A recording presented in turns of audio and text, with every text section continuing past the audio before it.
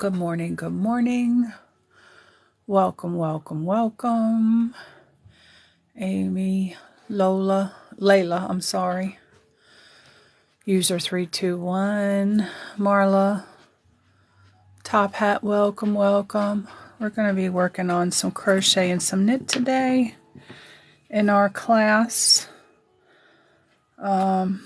I don't know which one I want to start with. I'll give everybody a few minutes to get in here because I am 3 minutes early.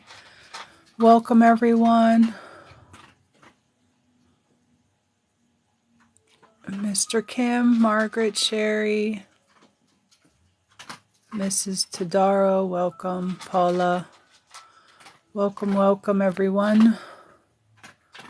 We're going to get started here in a few minutes.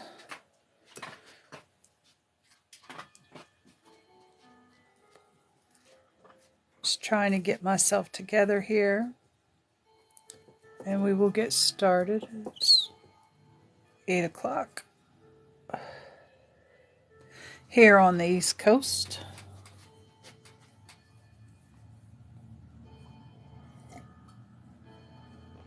Where is everybody joining me from today? Are we all on the same continent, different continents?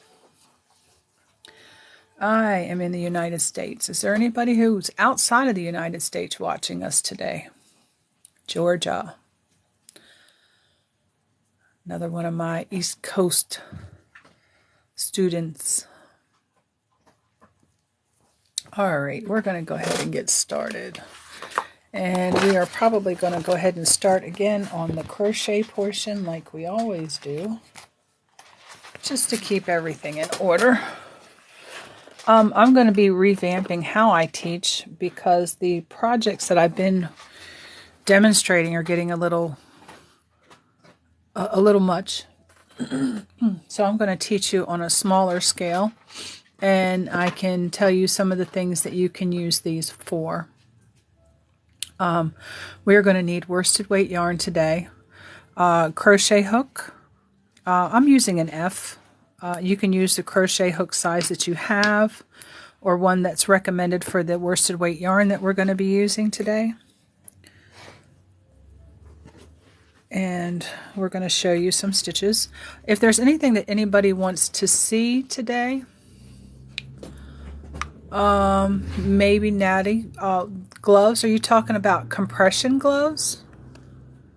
Is that what you're talking about? I do have some compression gloves, and yes, I have used them. I tend to use them a good bit in the colder weather, simply because I have carpal tunnel and arthritis. But yeah, I have, they're compression gloves. They're fingerless, and they're, compression like the compression socks. Yes, I have. If you do use these, make sure you get the appropriate size, because if you get them too small, they're going to be too tight on your hands, and they are going to interrupt your circulation. I couldn't think of the right word, and that's not even it. But they'll affect your circulation. I think that I might have gotten these a little bit too small. They work just fine. They help to support my hand. I haven't really worked with them a whole lot because gloves on my hand, I don't even like gloves on my hand when I'm dealing with dirt. I like bare hand. I like, for me, they didn't help too much because once the arthritis hits in and you can't get the pain to stop, you just don't want to do anything, let alone have a glove squeeze in your hand. But yes, I do. I have used them. They didn't help the way I wanted them to. So I guess once the pain's already there, it's kind of hard to get rid of it. So I can't blame it all on the gloves. But yeah, just try them out. They're not that expensive. You can pick them up. I got these. I'm not sure if I ordered these online on Amazon or if I picked them up from Walmart. I think I might have picked them up from Walmart, but I'm not for positive. So we're going to start out with the crochet side. And is there Anybody here that's new crochet-wise watching today that might be crocheting along? So I can kind of demonstrate these stitches a little slower. Or if there is a certain stitch that you would like to see, I can look that up. I normally try to get comments on that. And I haven't been putting out my videos on Sunday, which I need to do. So that way I can get comments on the type of stitches that you guys might want to see. That way I can look them up prior to. But if there are any stitches that you would like to see, I will do my best to fit them in today. I don't overload class simply because I want class to be what you want to see. And I'm just going to do a little slip knot. And we're going to start out, I did link these in the bio this morning. We're going to be doing a flat granny stitch, which I know a lot of people have been seeing that granny hexagon cardigan. And a lot of you might want to try and make one. So we're going to work together and I'm going to show you how to do the flat granny stitch.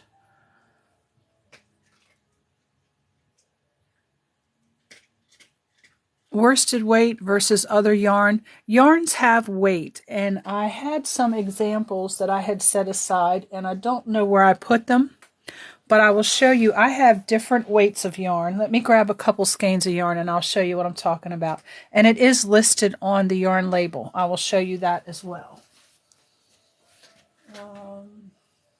That one might not be a good example. We have this one, this one, we have this one. Let's see. I don't think I have. Oh.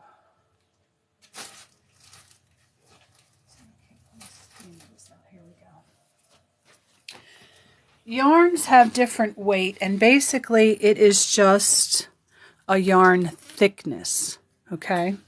On your label, your yarn weight will be listed. Worsted weight is what you're basically going to find at your Walmart, Target, things like that. Your craft stores might have a little bigger variety, but I noticed that they mostly carry what's trending, like the blanket yarns that are different than worsted weight. But on your yarn label, if I can get this to focus in right here, you'll have, it looks like a little skein of yarn on some of them. Not all the labels are the same. And I have another label over here. I think it shows a little different. But it says 4, or I think it says down here in small, or up at the top it says medium. It also says here on the label, worsted. And it's listed as a 4. Okay. I'm going to be showing several different stitches, and I hope I'm not missing any comments. What did I do with that other yarn label? I had another yarn label, but anyway. On this label, this one is a lace weight yarn. And it just says here lace weight, which is normally a 1 or a 2. And then here, it gives you directions and pictures to hand wash, and you dry it flat. If you can dry it in a dryer, it's got a circle on it. Okay. Worsted weight. This is worsted weight here. This here is more so what they would call a bulky or a chunky yarn. You can see the difference. And this one here, you can see here it's hanging on the tag, the difference between it and the worsted weight. Okay, it's just how thick the yarn is. They even have some, and I don't have any of it right now. It's called cobweb lace, and it looks like spider web. It's really fine. This one here is the, this is like the Red Heart Unforgettable. It's really thick too, and it's a little different in its texture versus the worsted weight. The worsted weight is actually 4 plies together. This is only 1, because everything is all wound in 1. I don't know what I'm going to do with this, but I'll figure it out. Okay, we're going to set all this to the side. I'm going to have to get a little sample chart so that I have that to show. And then this This here is listed as a light 3, which is down from worsted weight. You would call it a sport weight or a DK weight. It doesn't look different, but to feel it, you can feel a difference in the thickness between the two. This one is more plump and this one is not so plump. Okay. Yeah, I want to explain every aspect of knitting that I possibly can, simply so that you learn. And here's that other label that I was looking for. Let's see here. This is a hobby yarn. It was what I was using to make another coffee cozy. And it tells you here, it is a 4. If I can get that to focus in. Well, it's not going to focus in. But it's a 4, and you've got your washing instructions here. This one you can't dry. You can't iron. You have to wash in cold water. So, and then, you know, the other information you have on your here is the knitting needle size that they recommend for this size of yarn. That's always on your yarn label too. Same thing for your crochet hook. Each yarn label will have that. So we're going to start off with the crochet portion, and I will loop this back on here again. I'll show you how I do a slip knot for the new people, or for those who don't do it the same way that I do it. Now there's more than one. The triangle with the X through it means you can't put it in the dryer. I think that's the one. Let me see here. And I just put that label away. This label is a little bigger, so that you can see it a little better. This means you can dry it. That looks like the front of a dryer. If it has an X through it, you can't dry it. If it has a line in that square, not the circle, but the line, it means you need to lay it flat to dry. This means you can spin dry it in a drying machine. You cannot iron acrylic yarn. It will melt. It's plastic. If you do need to iron acrylic yarn, you can do it in between a towel. Lay a towel over top of it and iron, but you don't want to use a whole lot of heat. So it gives you the information that you need for the yarn. It also gives it to you in written language, okay, different languages, machine wash and dry. So, you know, and again, no iron. And this will be on all your yarn labels. You should have that information. And if it's any different than regular wash and dry, I always let my recipient know, hey, you have to hand wash this, or you can't put this in the dryer. So, yeah, the label that I just had. I just set it to the side, and seriously, it's just, here it is, melded in with the rest of them. Okay, you have a triangle here with, oh, I'm not quite sure what that one is. Because you can wash it in cold, no iron, no dry. What does that one mean? I'm going to have to look that one up. Let me see if I have that on any of my other worsted weight labels. Okay, I do have that over here on my worsted weight label. I'll show you here. It does have that on here, the triangle with the X through it. It says to see the back side, so I'm going to open this label up and see what it says here. That would probably be bleach. Do not bleach.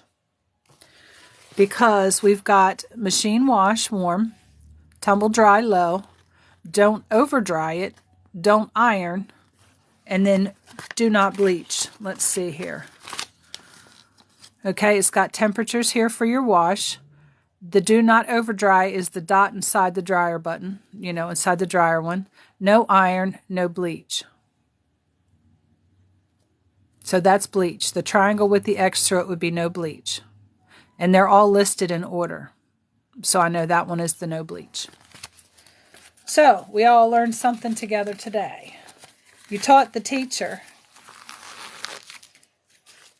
So there we go. Put those back over there for next time.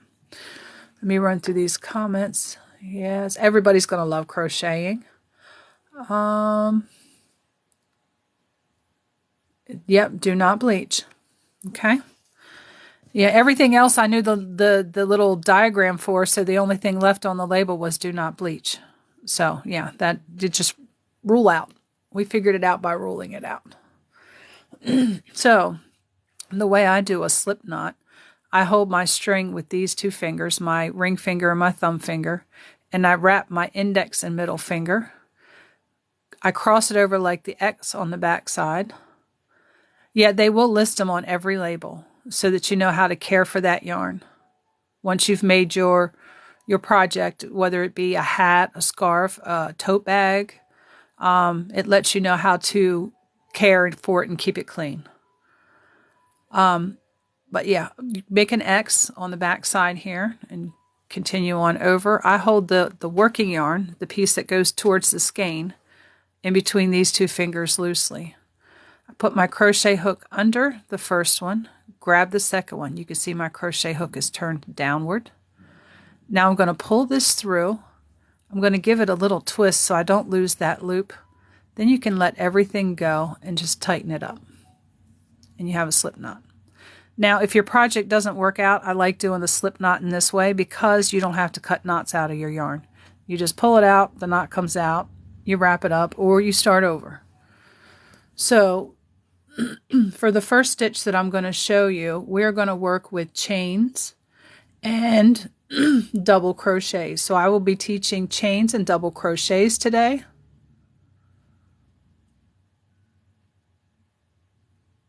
Oh, yeah, you don't have to Google them. Just look on the yarn label. If you know the ones that, are familiar to you, and they do list them in order so that, you see the written for the picture. We're going back to hieroglyphics now with the yarn, so.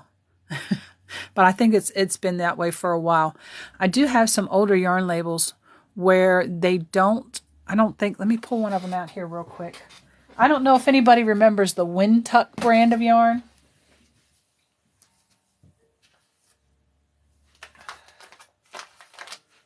Oh, let me see here. That's homespun. Yeah, I do have some older skeins of yarn. This one here is honey spun from Target. And of course, you're not going to find skeins of yarn for 99 cents anymore. But on this label, it just gives you everything written out. Everything written out. There are no weight gauge or anything on here. It's just written out. And this one, anybody remember Montgomery Ward's? This one here, again, it is all written out. There were no labels back then, and I don't know what date this would be. I probably have to search up the little codes and stuff and find out how old this yarn actually is. But this is some that was donated. I just held on to it because it's old. And I do have some Wind Tuck over here somewhere.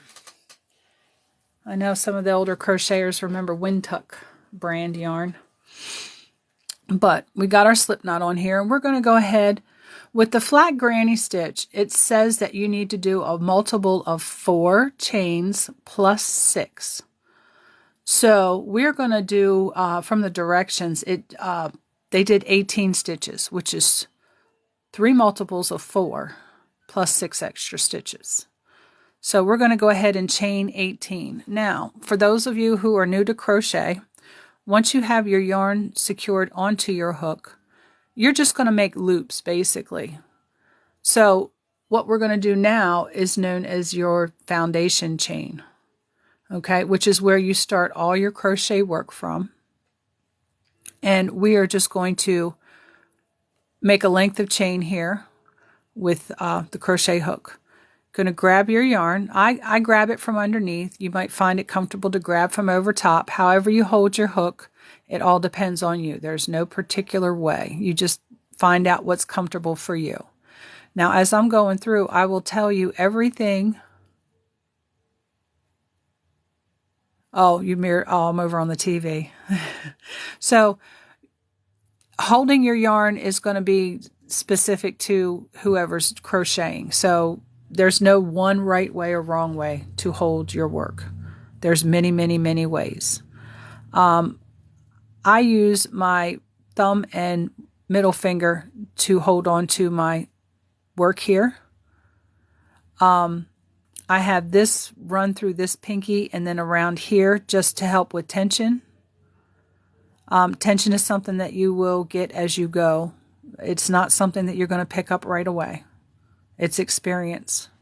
So don't be too hard on yourself if your work looks a little stretched out or stitches are higher and shorter than others.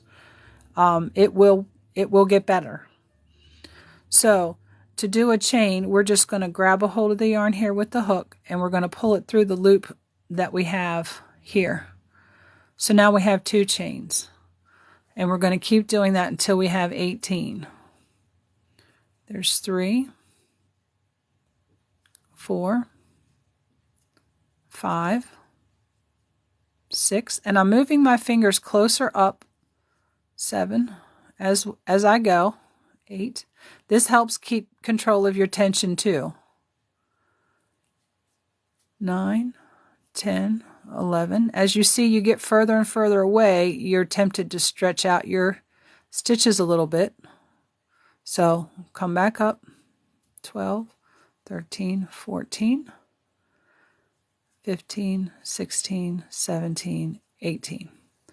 Now we have 18 chains, and you can see the little V shapes that it makes on the sides here.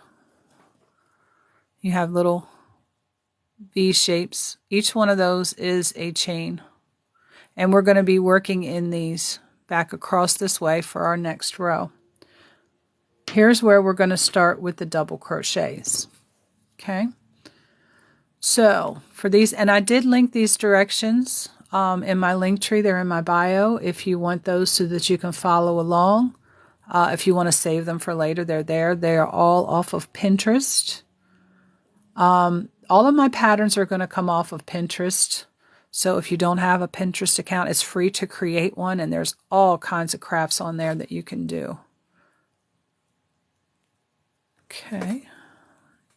Yeah, a lot of people hold it similar crochet-wise. It's just this hand, I'll be this way sometimes, I'll be this way sometimes, I'll be like this sometimes.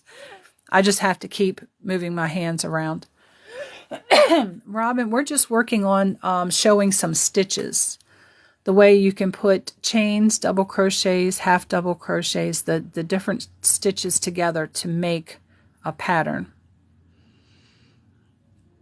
I'm revamping the class a little differently because the projects were getting immense.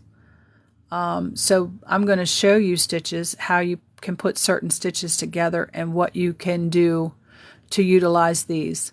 We're working on the flat granny stitch right now. I know that hexagon cardigan is really popular. So if I can show you how to work the flat granny stitch, you can work that hexagon cardigan. I didn't link a hexagon cardigan pattern in here. I probably should have. I can do that after class. So if you've got the hang of it and you want to try and, do a pattern, you can try that on your own. If you have issues, contact me and I will help you work through that. But we're going to continue on with the next row. We've chained 18. So in the 7th chain from the hook, we are going to start our work. So we don't count the chain that's on the hook. Okay, we're going to count the ones right below it, and we're going to count down 7. So there's 1, 2, 3, 4, 5, 6, and 7. So into this chain here, we're going to start our work. We are going to do 3 double crochets in that chain. Now, to do a double crochet, you have to do what we call a yarn over. Okay? This here is a yarn over. You can yarn over from the way I did, go under, or you can yarn over from the top, whichever is easier for you to pull through. For me, it's underneath. I've seen people go over top. Again, there's no right way. Let's count these again. 1, 2, 3, 4, 5, 6, and 7. Yarn over, and we are going to go right into that stitch right there, that one side, okay, which is also known as the back loop. And it looks like this here. I was getting ready to go right straight on. I got to remember we have some beginners here. You'll have what looks like 3 stitches on your crochet hook. We are going to yarn over, and we're only going to pull through 2 of those stitches. And this here gets a little slower doing it like this. I have to slow it down a little bit. Now we got 2 on here. We're going to yarn over and pull through 2 more. And we have a double crochet here. Okay? We're going to put 3 of those in that same space. So again, we're going to yarn over, go right back in that same hole, and we're going to yarn over and pull up a loop. Then we're going to pull through 2 and then 2 more. Okay? I'm going to do that one more time in the same space. Yarn over, go into the hole, grab up a loop and pull it through. Yarn over again, pull through 2, yarn over again and pull through 2. Okay, and then you've got something that looks like this. Now we are going to chain 1, and we are going to skip 3 chains. Now this one is in this chain right here. We have to skip the next 3. So there's 1, 2, and 3. So we're going to go over here to the 4th one right here because we have to skip those 3. And we are going to put 3 double crochets in that stitch. So we yarn over, go through the stitch, pull up a loop, yarn over, go through 2, yarn over and pull through 2 stitches. And we're going to do 2 more of those in the same stitch. Okay, I'm going to move along a little faster. If anybody needs to see a demo of that stitch again, the double crochet, and that is abbreviated as a DC. In your patterns, you'll see a DC for double crochet. In your pattern, up at the top, it should have all the stitches and the abbreviations so that you know how the pattern designer has abbreviated that. And it's all pretty basic. Everybody pretty much uses the same abbreviations. Okay, and we're just going to continue on in that pattern there with the chain 1, skip 3, 1, 2, 3, and do 3 double crochets in that 4th stitch. Okay, gotta get 2 more.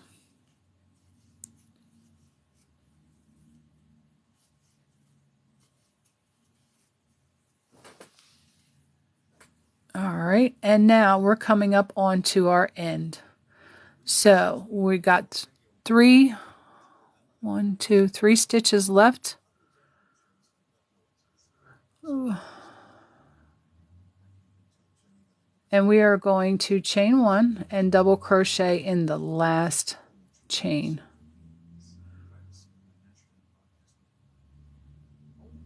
Yes, 1 in the last chain. I'm trying to catch up to where I am here on my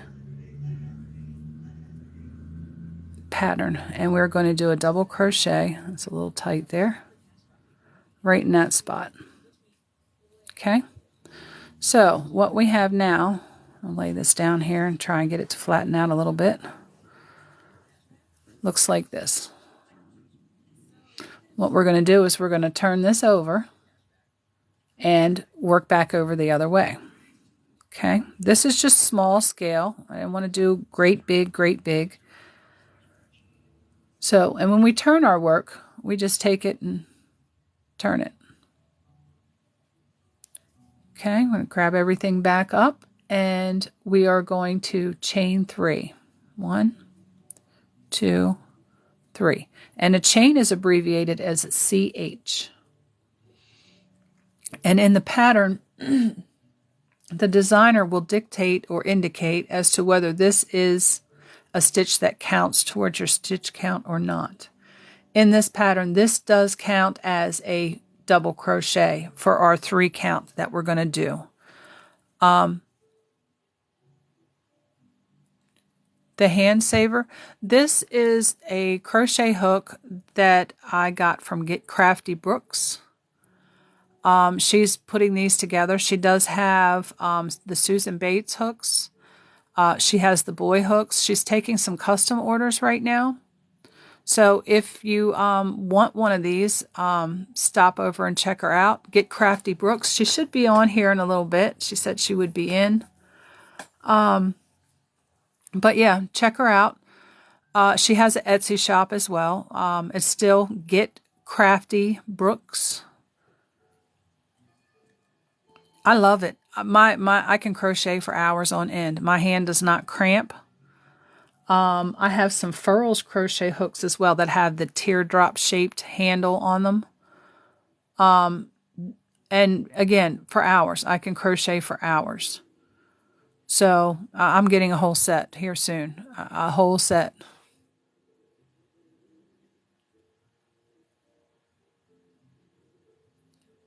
Yes, the end stitch on the end here was 1 single double crochet in the last stitch on that chain. The furl ones are nice. They're a little expensive. But yeah, I also ordered off of Amazon for a hand grip. I got these to start with. It's just a little spongy grip that you can put your crochet hook down into. It came with 2 in a pack, and this one is for the larger crochet hooks. The other one I already have on a crochet hook in my box over here, and it's got a smaller hole for the smaller hooks.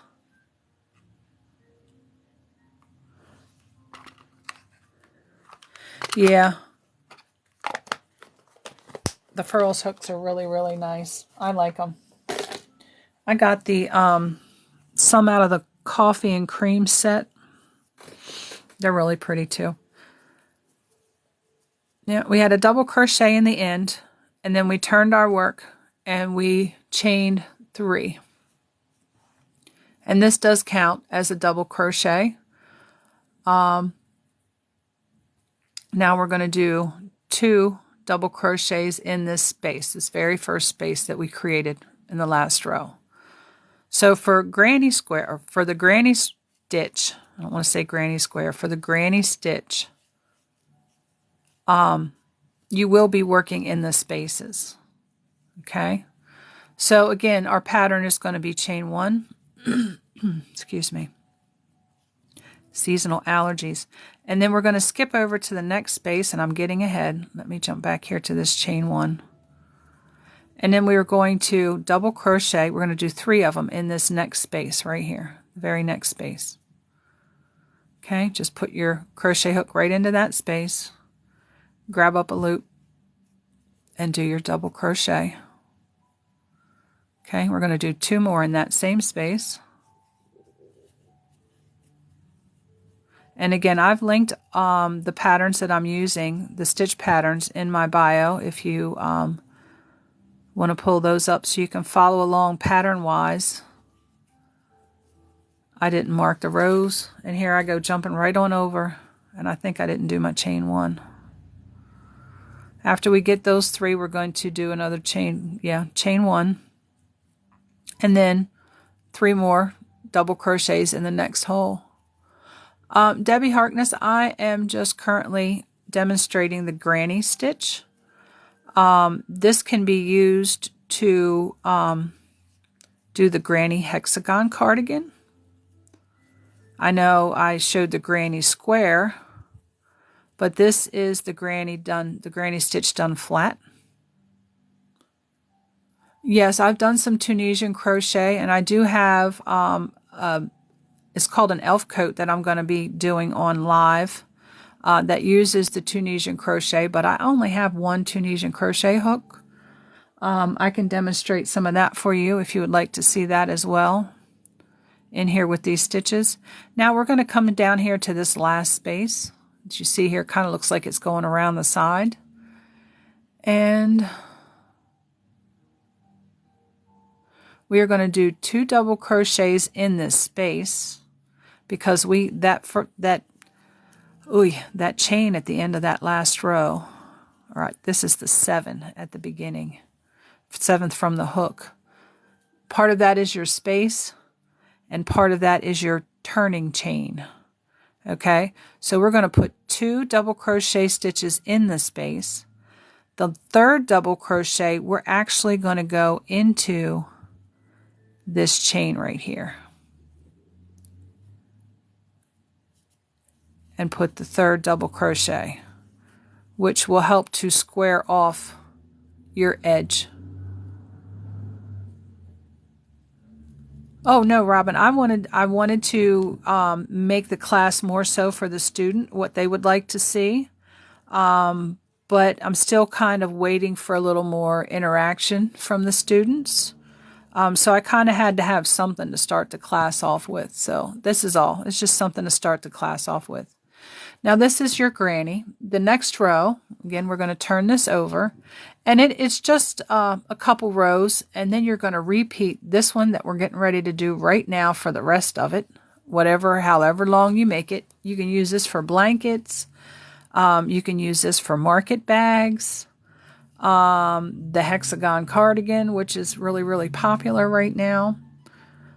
So on this row, we're going to chain 4. And this one counts 2, 3, 4 as a double crochet and a chain 1. Okay? Actually, we should have done that before we turned because it does affect the pattern, the way it looks. Now we're going to skip these first double crochets and we're going to come over here to this space and we're going to put 3 double crochets in this space. Okay, so again, yarn over, go into the space, pull up a loop, yarn over again, pull through 2 loops, yarn over a second time and pull through 2 loops. Okay, yarn over, go into your space, grab a loop, pull it through.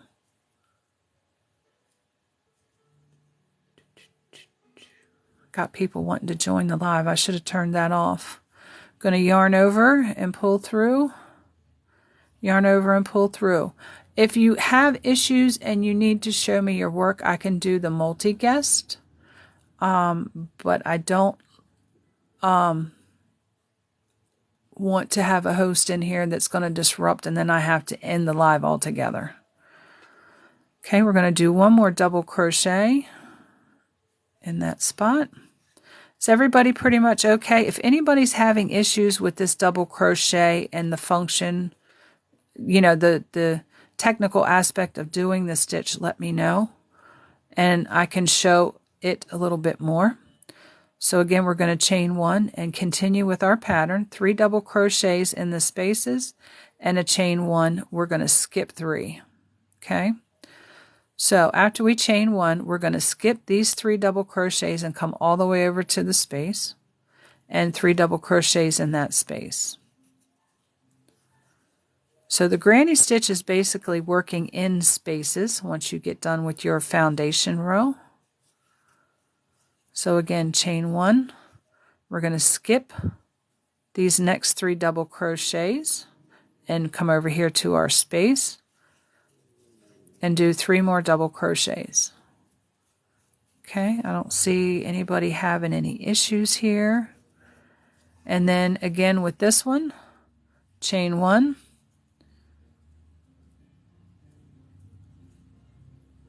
and I didn't mark that. We're going to end this one the same way we did down here with the chain. We did the chain 1, and we're going to double crochet in the turning chain right here, right there on the edge, which counted as your first double crochet in that.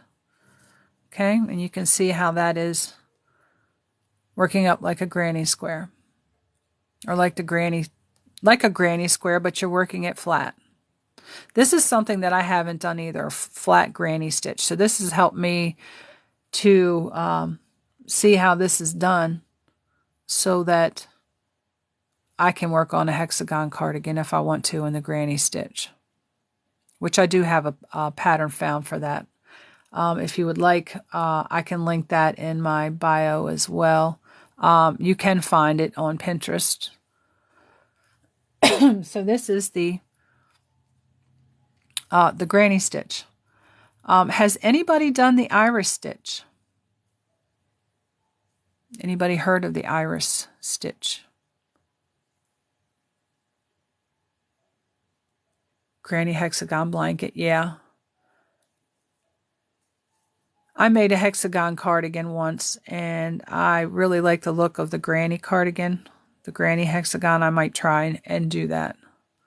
So thank you for the follows. Thank you, thank you. Here teaching crochet right now. We'll be teaching some knit here for the second half. Caffeinated sloth, you have not, what?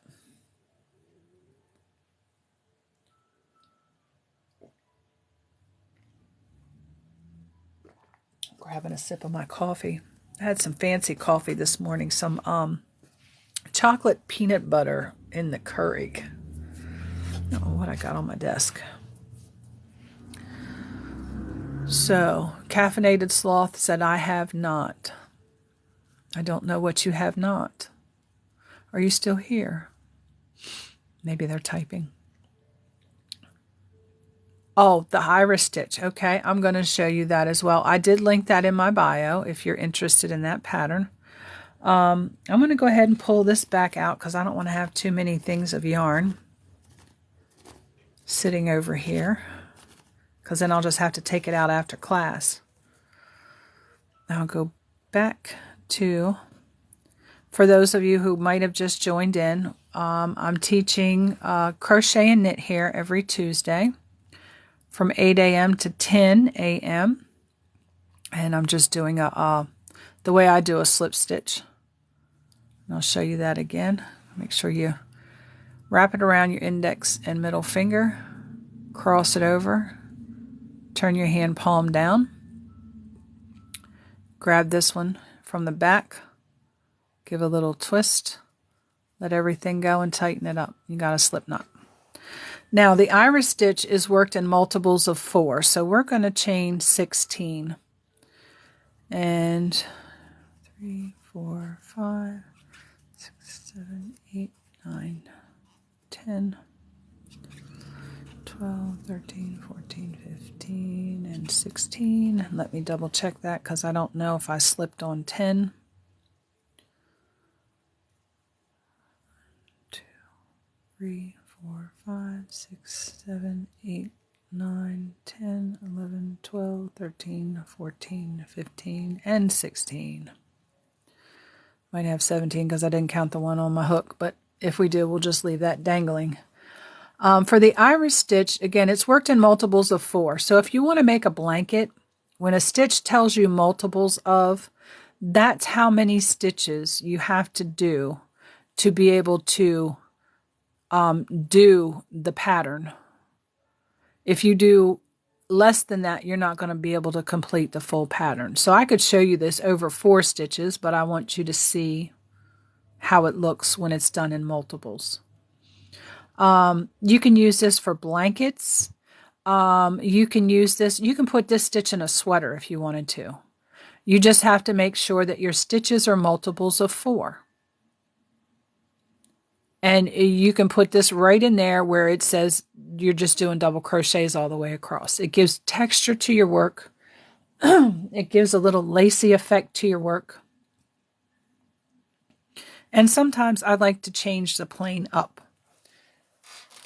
I tell you, these seasonal allergies are really kicking my butt this year. So let me double check and make sure that I haven't missed anybody's comments before we get started on the iris stitch. Okay, on the first row, we are going to chain 3. 1, 2, and 3. And I don't know why they just had us chain 3. In the 5th stitch from the hook, we are going to do 2 double crochets, chain 1, and 2 more double crochets in the 5th chain from the hook. So 1, 2, 3, and I did write this down, so I might have wrote something in there I shouldn't have. 1, 2, 3, 4, 5. So in that 5th chain, we're going to do 2 double crochets. So there's 1, there's 2. Then we're going to chain 1, and then we're going to do 2 more double crochets in that same spot.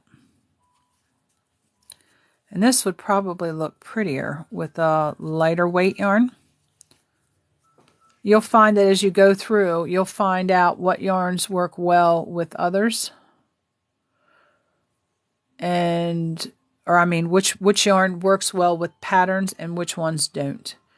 Okay, now our next direction is we're going to skip 3 chains, and we are going to repeat what we just did in that 4th chain.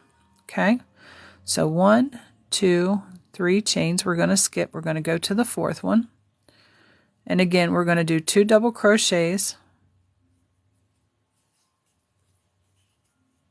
and then a chain 1, the 2nd double crochet here, chain 1, and then 2 more double crochets in that same stitch. Okay, and we're going to repeat that all the way across. Skip 3, 1, 2, 3, go to the 4th one, and 2 double crochets,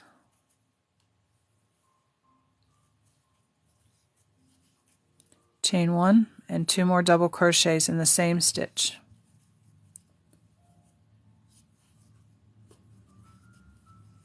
All right, again, skip 3, 1, 2, 3, go to the 4th one, double crochet 2 of them in that same stitch,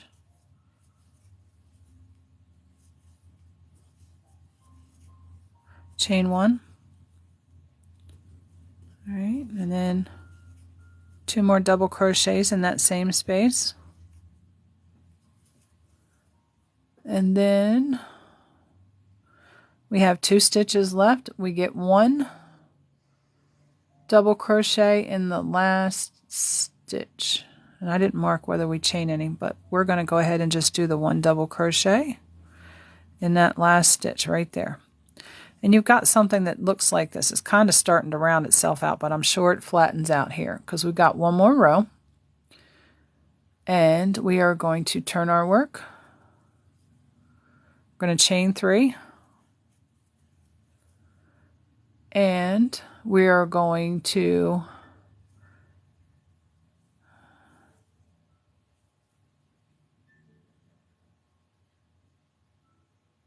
these go into the chain 1 spaces, it looks like, because I've done this type of stitch before, but I quickly wrote this stuff down.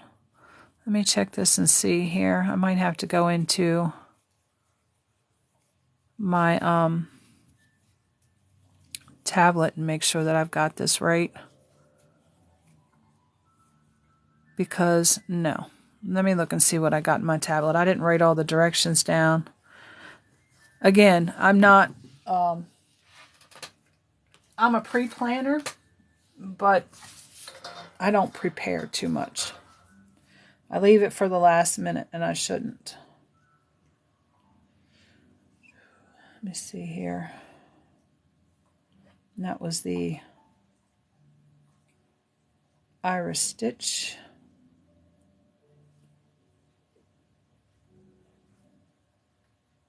Nope, that is right. Let me double check though.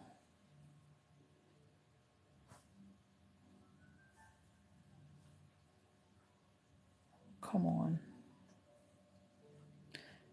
And the pattern that I did link for this, they did have left-handed directions for this, and I'm trying to find that as well, the videos that have left-handed directions.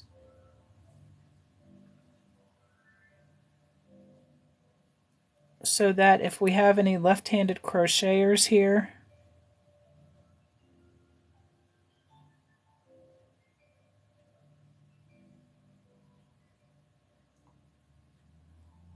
I'm waiting for my tablet to slowly get in gear here.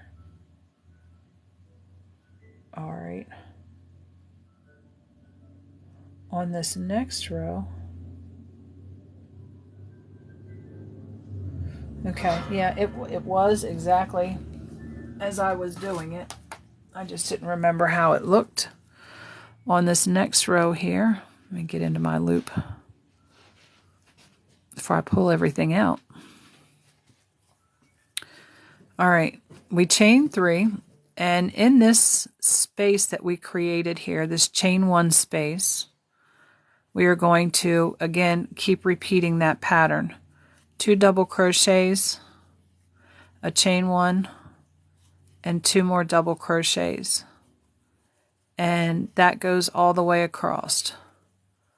Okay, we will start out with, again, in the next space, we're not going to do this space. We're going to come over here to the chain 1 space that we created in between the 2 double crochets.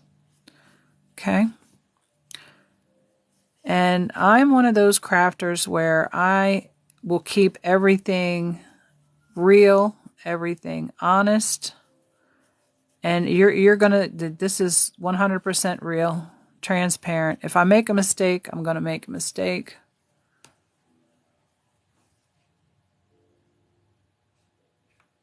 Okay. I think we took care of that. We are not doing a chain 1 in between these. We're doing, in between the clusters. Okay. So when we get done the second double crochet here, we are yarning over and going right over to the next chain 1 space to start making our next double crochets. Okay. So there's 1. There's 2 double crochets. There's a chain 1. Then we have 2 more double crochets here.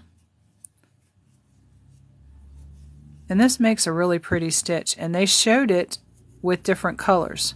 Now, again, yarn over like you're going to do a double crochet. Come over here to the chain 1 space that we created. And it's almost like a V-stitch and a shell stitch mixed together, which I can show you those two at a later date, because here we're going to go into the knitting portion in a minute.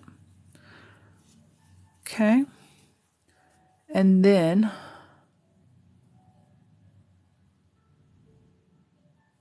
in the end here, our turning chain here, where we chained up to get our height to start the last row, we are going to double crochet into the top of that chain right here. Okay. And that's the end of our row. And this iris stitch is a 2-row repeat. It looks really pretty when they changed colors. They did 1 row in one color and 1 row in another color. And this you can use for blankets, market bags. You can make market bags like this. What I'll probably do throughout the week this week is jump on in the lives, and I will use these stitches to create some of the things that I'm telling you about. So we're going to use this iris stitch later on this week, and we are going to make either a market bag or a handbag. Which one would you guys like to see? Or is there something else that you would like me to do with this stitch in a live along with you guys later this week? Because I can do that as well. And this is the iris stitch, and this gives us about 9 minutes before we start the knitted portion, which this worked out fairly well. So I can demonstrate 2 stitches in the crochet for class. And that gives you something to practice throughout the week. I want to try and highlight each stitch. There's a single crochet, there's a half double, there's a double crochet, there's a treble crochet. I'm not, there's probably more. You can probably loop that thing around, loop the yarn around many times, and there's a bullion stitch as well, which I'd like to show. So yeah, this is really pretty. And it looks really, really pretty done in like a glossy yarn, maybe like a Caron Simply Soft. And do it in colors that irises grow in, you know, purples, yellows. They actually had some like burnt orange in it. And I mean, it really looked pretty with the different colors. Let me show you. So I have a couple different colors over here, but they're not really flower colors. I can show you really quickly another row so that you can see the color change. Now, I'll also show you the color change with crochet. This loop here will show this gray color in this next stitch, but we don't want that gray color to show through. So if you want to change colors in your crochet and you want your next row to not have this little gray loop in it, okay, even just one little single gray loop, when you go to finish off your stitch, you change your color. So when you're going to pull through your last 2 stitches at the end of the row and you want to change your color, all I do is create a little loop like this, okay? And I will put that on my crochet hook and I will pull that straight on through there. So now I have a definite end of that gray and a definite start of this gold or yellow color. Now at this point what I'll do is I'll take the tail and this gray piece and I will work over them if I can. So I'm going to go ahead and cut this. And I'm going to save this as a little tutorial for later on for our next live. So what we're going to do at this point, for this iris stitch, we're going to chain 3. Actually, we're going to turn it first. And then we're going to chain 3 to start the next. And I try to get a hold of both of these together and just hold them to my fabric. Okay, so we're going to go ahead and chain 3. And we are not going to be able to work over these because we have to skip over to this space. And if we tried to work over them, what would happen is you would have these 2 strings going from this edge over to here, and you would see that laying in your work. So these I'm just going to hold tight to my work, and they will get woven in. The gray will get woven in down this way, and the yellow will get woven in up top towards the yellow color, and you won't even know that they're there. So we're going to leave those hanging, and I'm going to go through here really quickly and show you what it'll look like with the color change. And to change every row of this would be worth it to me to have to weave in all the ends, because the color changes just really make this stitch pop. And I'm just working that row 2 again over the row that we just did. And this one is pretty easy. It only has 2 rows to the pattern. You get pretty familiar with what you have to do next. And this could work up really, really quick if you are fluent with these stitches. This would look good in a sweater, a duster sweater, this textured pattern. You would have a nice, airy duster, but I would probably go down to a sport weight yarn because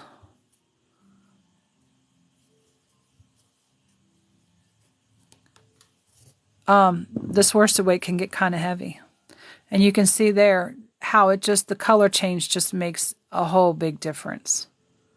And then to have another row of a totally different color, how it makes a difference in making that stitch pop compared to this down here.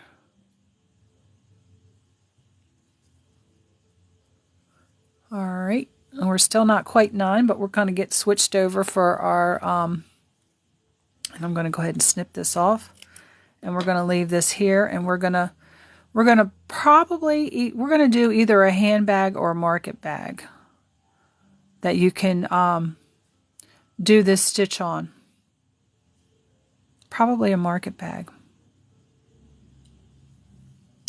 because I like that idea. Alright, so we're going to set our crochet hook to the side, and we are going to start with the knitting portion. And I don't know if I showed you guys this book, but I'm going to be working through this book with you guys with knit stitches. If there is anyone here who is knitting that is having problem with a knit stitch in a pattern that they're working on, or if there's a stitch that you would like to see, please let me know. Because like I said, I want to tailor this class to the people who are in it.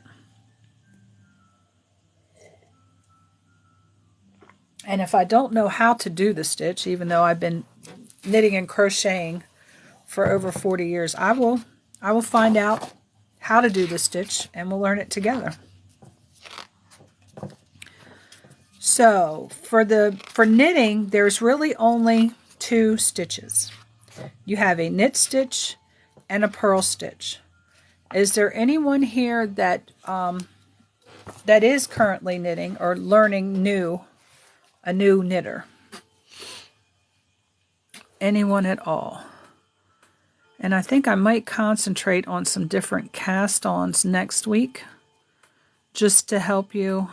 Trying to get this unwrapped, because I don't want to cake it back up every time I use a little bit of it, just to demonstrate things. And I've lost track of thought. But yeah, different cast-ons for different reasons. There's a crocheted cast-on, which is called a provisional cast-on, that you actually crochet a chain and work through so that you can keep your stitches what they call live. Okay, you're brand new to knit. Maybe Natty, are you new to knit, or are you currently working on a knitting project? Okay, Sash, we will be working on some amigurumi and some stuff like that. Do you have a particular pattern that you want to do?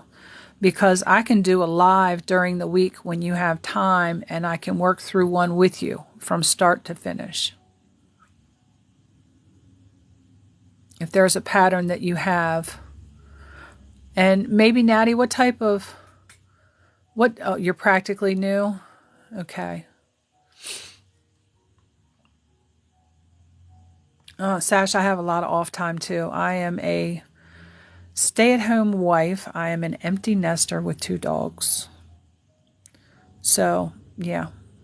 I have a lot of time during the day, but I try to keep my family time from 3, 4 o'clock on, so that I, spend time with my family as well.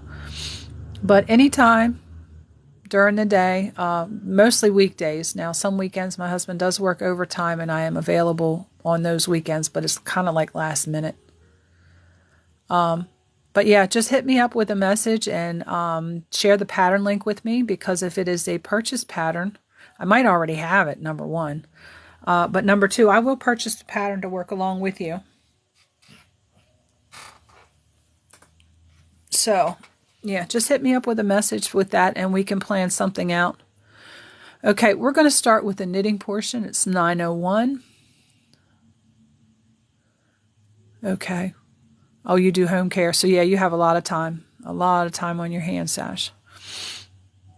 So, I have, just for space, because I don't have a whole lot of space between my camera and my table. It's probably about 10, 12 inches. I'm using double pointed needles. I just put a needle capper on them so that my stitches don't go off the other end. So the cast on that I like to use is called the long tail cast on, but I also found a cheat way that you don't have to do the long tail. Is anybody here not familiar with the long tail cast on? Okay, I'm going to show you the long tail cast on because it kind of gives me a little thing that I can say along with it so that you understand exactly what I'm doing technical wise. Let's see here. Long tail. reason why they call it long tail is you have to make sure you pull a long enough tail out to do the amount of stitches.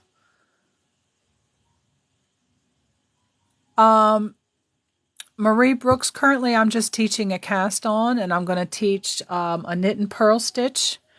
And I'm probably going to teach you how to do a rib, so you get used to moving your yarn back and forth for the knit and the purl stitch.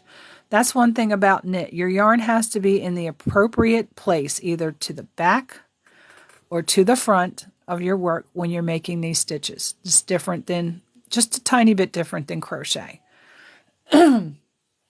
So I'm only going to cast on about 10 stitches. So, you know, I don't know exactly how to measure. Some people will wrap 10 stitches around their needle and see how much tail they got left over. I just kind of wing it. So I always have a little bit of a tail left. You want to make sure that you do, because you need to work that in or your work will unravel. So 10 stitches. After a while, you get used to how long you have to pull your tail for your stitches, because you've just done it so many times. It just becomes like second nature. So I'm going to do about 12 inches. Maybe that's not quite 12 inches. Let me see here. Oh, that's more like 10 inches. Okay, 10 inches of yarn. At the 10-inch mark, I'm going to kind of like double it over like this. Okay, so that we have our tail, which is the cut end, and then the working piece, which goes back to our skein, is over there. Okay, I'm going to lay that over these two fingers just like this. Okay, all my other fingers are stretched out. Just lay it over these two fingers. Grab a hold of your two strings here, and I use these two fingers. Sorry about this. I use these two fingers to hold that. So it almost looks like a slingshot or an upside down triangle. Okay? I try to keep the string up above this knuckle and this knuckle, so I got room to work. I don't want it way back here because that doesn't give you enough space. So I try to keep it here, simply to give me plenty of space to work. Okay? Now, to get your first stitch on, because you've got a needle and not a hook, I take my needle and I point it down through, in between my hand and the yarn, point it in downward direction, down this way. Okay? Then I'm going to just basically twist my hook, rotate it, so that it's pointing up. Now we've twisted a stitch on there. So that's one of our stitches. Now for the long tail cast on, you're going to take your needle and put it towards the meaty part at the base of your thumb. Okay? And you're going to run it up your thumb, which is going to take it up and in between this little loop that's created by the yarn wrapping around your thumb. I'm also holding this stitch with my finger so it doesn't slide off the end as I'm moving around. So you can see that I'm holding this as well. You're going to go up your thumb. Then you're going to come over here and go down your finger, which is going to grab this, which is going to make your stitch, this string going over your finger. Then you're going to come back over here and go back down your thumb, which basically brings that loop back down through where you went through. At this point, you can let go of everything, and I reach down here with my thumb, and I tighten that stitch up. You want to make sure when you tighten your stitches up that they slide easily. If they don't slide easily, you're tightening them up too much. Okay? I'll show you that again. I'm going to go to the base of my thumb and go up my thumb so I catch in the middle. Okay? Then I'm going to come over here. I'm pulling my string too loose here. Let go of it. I'm going to come over here and go down my finger and then come back over and go back down my thumb, which takes it down through that loop. Let go of everything, and you can snug it up with the tail. I just pull the tail side. And again, just check to make sure that it slides. You'll get used to how snug to make it, and you won't have to slide it all the time. I used to do this in the beginning all the time just to make sure that my stitches would slide. Okay, I'm going to show you that just a little bit faster. Okay, and it really isn't all that great of a movement. You know, it's not a great big, you know, you're here, you're there, you're everywhere. It's all just in this little space. I teach it the way with all those descriptions so you know basically where your needle goes. And that's the easiest way for me to describe it. Now we got 5 stitches on here. We're going to put 5 more on here really quickly. Is everybody okay with this demonstration? It will take you a little bit of time to get this. And I'm going to throw a couple other stitches on here really quickly. And I'm going to give everybody a chance to try that out. You'll get something that looks like this. And I know that's probably not 10. 1, 2, 3, 4, 5, 6, 7, 8, 9. We need one more. Got kind of short here. And because I've done this before, let's get it in the middle and not through the stitch, through the yarn. I can put these on here.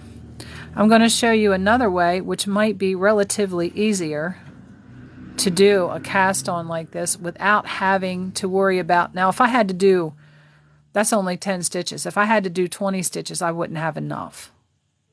So I would have to pull this off and start over again. But I'm going to pull this off and show you an easier way. How many people that are doing this today know how to do the long tail? Or is there anybody who doesn't and would like to see this again? I'll give you a second here while I grab some coffee.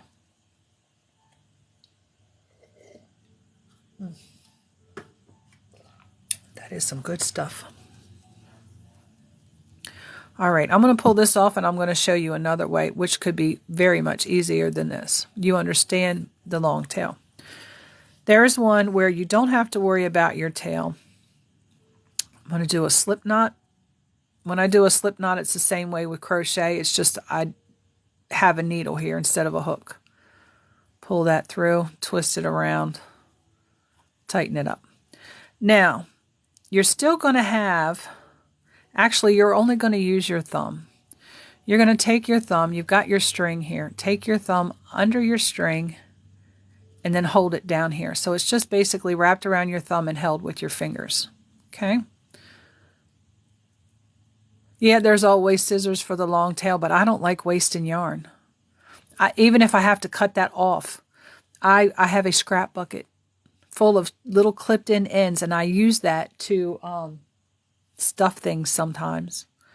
But another way you can do a cast on without the long tail and have to keep, sometimes I just do it this way simply because I'm casting on too many stitches to not have enough yarn for it. Like if I get to having to cast on more than 100 stitches, I do it this way versus the long tail because I don't want to have to keep going back because I don't have enough yarn in my tail. So again, you just have it wrapped around your thumb. You're going to come in here like this, and there's a stitch. I'm going to show you that again. You've got your thumb in here, okay? Your yarn is basically, you just scooped it up with your thumb, and you're going to hold it tight down here with these fingers down here. What you're doing is you're making a loop, and you're just putting that loop on your hook, and you're going to tighten it down. This does not give you a stretchy cast on. The long tail will give you a stretchy cast on. This one will not. So if you want to do a rib off of here, it might be good for a sweater rib, but I haven't done a sweater rib like it because, like I said, it's not stretchy at all. But if you have 300, 400, 500 stitches to cast on, this would be the way to do it. Okay? And it looks similar to the long tail. Everything looks all nice and neat. You know, of course, this is years of practice. And again, it slides right up and down that needle without any issue. Okay? 1, 2, 3, 4, 5, 6, 7, 8. Let me go ahead and put 10 on here. Okay, there we go. Super easy. Now, from this point, you've already put your cast on. We need to turn this so we can start working. So we just take this needle and turn it this way. For those of you who are new to knitting. Now, we are going to come in here. I'm going to show you the knit stitch. On this first row, I'm going to show you the knit stitch. And probably a couple rows. And watch out. The dog's under the desk and I don't want to step on him. You're going to go to the left side of your stitch. And this is how I was taught knit. I see people going in and knitting this way. I don't knit that way. I was taught this way. I'm going to teach you the way I do it. So it's not the right way or any one right way. There's probably different multiple ways because you can knit, but this is knit through the back loop, which I will teach you as well when we come, when we get to it. Pattern will call for you to knit through the back loop. But you go to the left side of your stitch and you're going to go in through the loop that goes around the stitch. Can you see where my needle's coming through there? Go in to the left, go underneath the needle, and it works right through there. Okay? You're going to push your needle up there just a little bit, and the needle goes to the back. Okay? And your yarn is also to the back. And we're going to wrap it counterclockwise. Okay? Wrapping it counterclockwise gives you the chance to get that yarn up underneath this needle here, which helps you guide it through. Another tip for new knitters. Yes, I'll get to the purl stitch here in just a minute. I don't want to confuse the new ones, but Danielle, you are correct. But you can also knit through the back loop, and some patterns do call for you to do that. But we've got our stitch wrapped. I will keep this needle touching this needle the whole way through, okay? Just so we don't stretch our stitch, this point is going to touch this needle all the way through.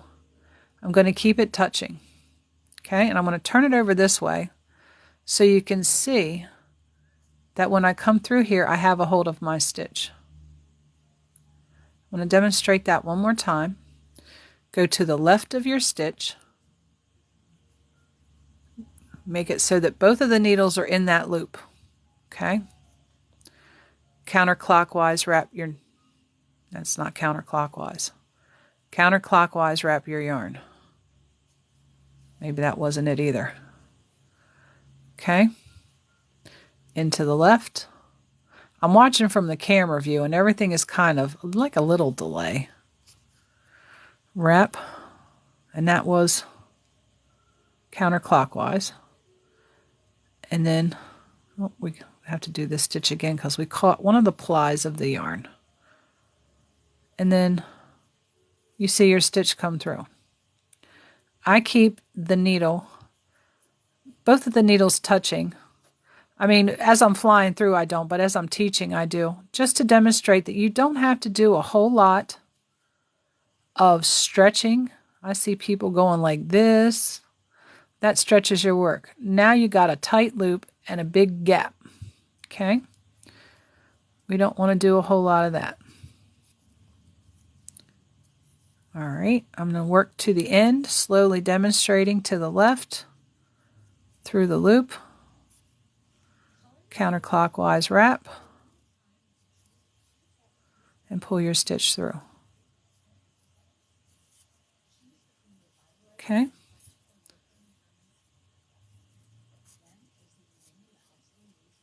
Now, if you knit every row, which when we turn around here and start our next row, we'll do another knit row. When you knit every row, that is called garter stitch. And it will give you a nice little texture to your work. Okay, you can see knitting is tighter than crochet. You have to make your stitch height either with the needles or by working multiple rows. That's the difference between knit and crochet. Now, again, I want to get my needles full in camera view. We're just going to flip this over to where the point changes the side that it's on, okay? If I was working it as a true double-pointed needle, I could just slide it from one side to the other, but I don't want to confuse the new knitters, especially if you're working with regular needles here. Something I'm going to show you very quickly. A purl stitch is nothing but the reverse of a knit stitch. Okay, we just did a knit stitch on this side, and I haven't even shown you guys the purl stitch yet. It's kind of hard to see. Let me see if I can get it to come into view here. There are little V's underneath of here. It's kind of hard to see on the first row. You can see this leg of the V here. But once we get some more rows going, it will look more like this V here. I know it's kind of hard to see here because my camera's not wanting to focus in. Plus this row is really tight because it's the cast on row. Okay. I'm going to do a row of purl here off camera just so I can show you better that stitch. But on the back side of our knit stitch, this is exactly what a purl stitch would look like. You have little dashes that go the same direction as your needle. You see at the base of these stitches here, you have a line. These are purl stitches. Over here on your knit side, once I get another row done, you'll be able to see it better. You don't have these lines underneath. Let me do a purl row here real quick and I can show you that just a little bit better. And when I work my knit, I work, and I will show you the purl row here in a second, but I want to get a couple knit rows so you can see what the garter stitch looks like, but I want you to see the knit stitch definition before we start that, because when you do, you won't see the knit stitch definition. You're just going to see the garter stitch.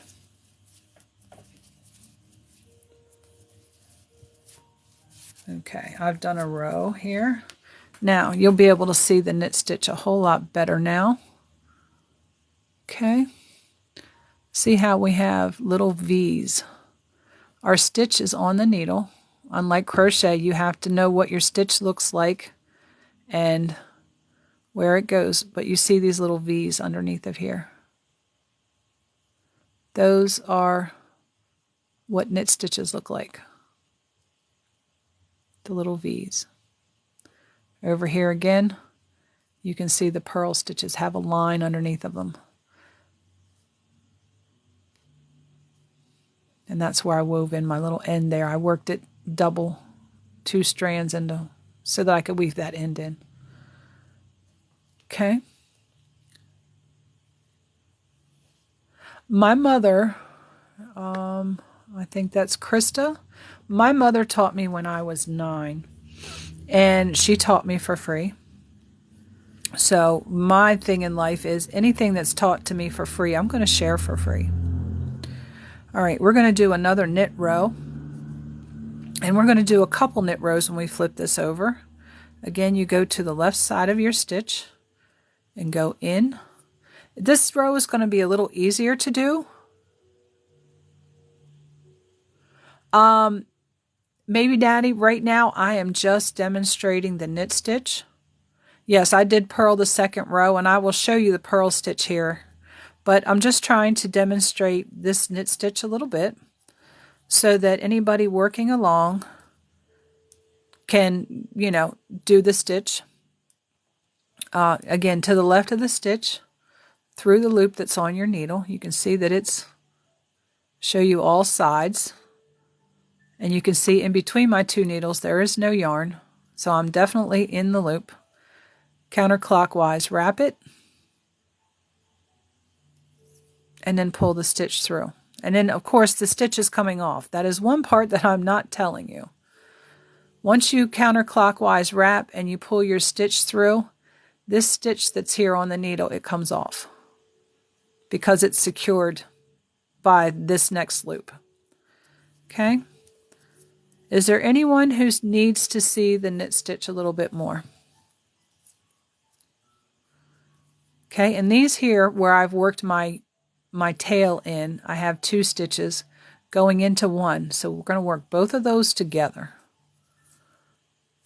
It's like working over your end piece on crochet. With these, you just work them together. And that will fade right in there. You won't even see that that's 2 strings. You can't tell much of a difference there.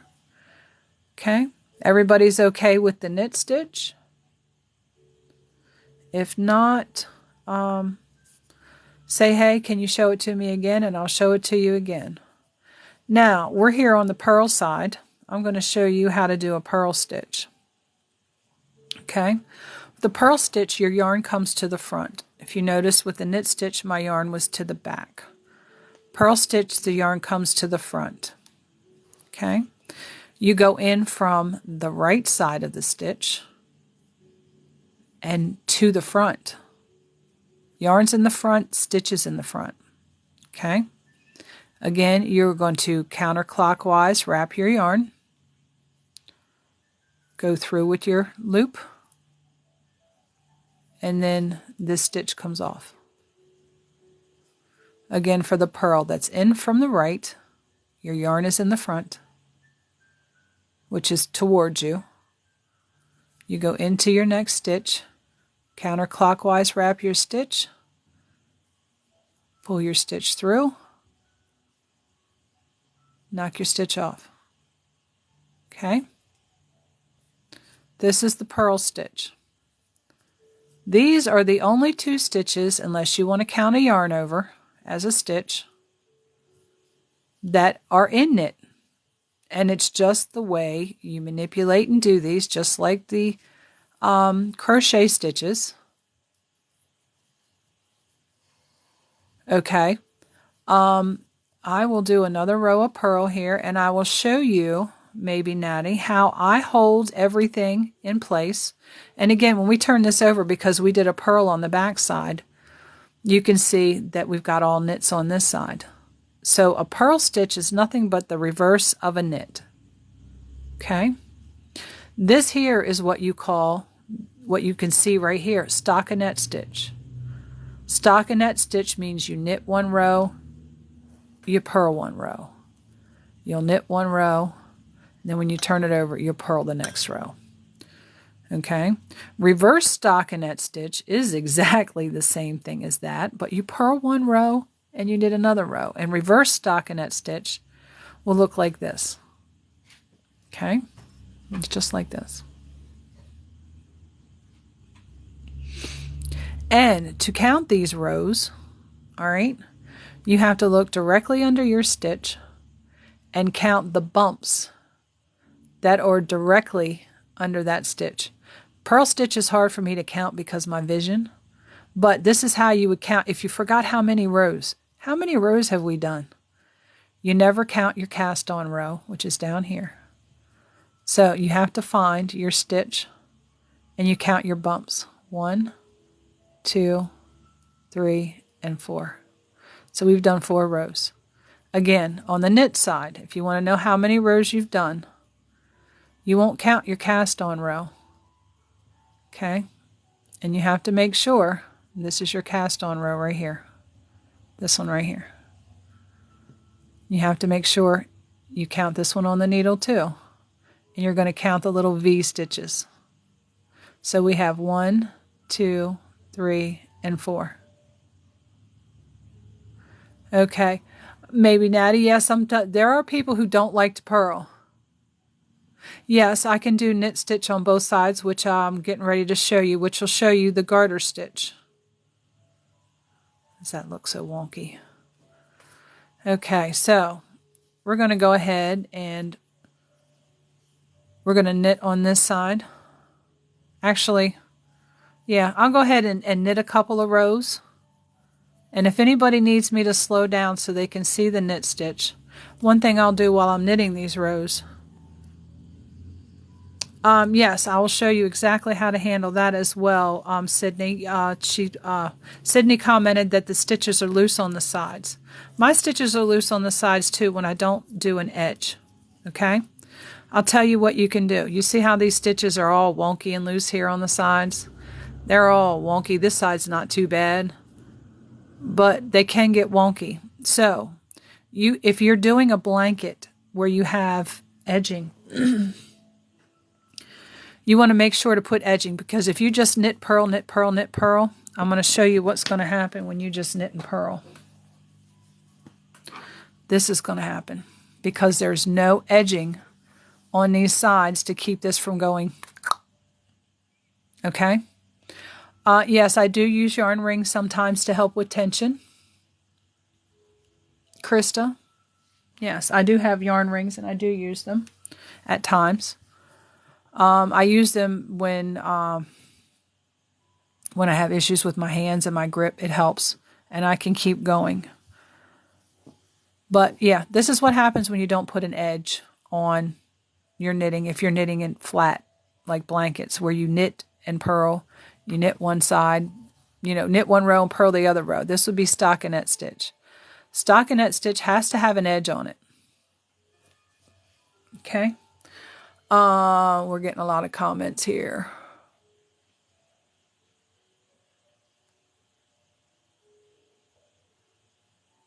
Double stitch. Are you talking about a yarn over? I'm not sure, B, exactly what stitch you're talking about. Where you wrap the yarn and end up with 2 loops. That could be a yarn over. A yarn over is like an increase. It'll add stitches to your work. I'm going to do a couple knit rows here real quick so we can demonstrate the knit rows. And I know I'm missing a lot of comments, so I'm trying to get everybody here. Maybe Natty, I'm going to show you the technique that I use when I do the purl stitch. Now, when you knit every row, you end up with what they call garter stitch. I'm going to do a couple rows here so you can see what garter stitch looks like. Okay.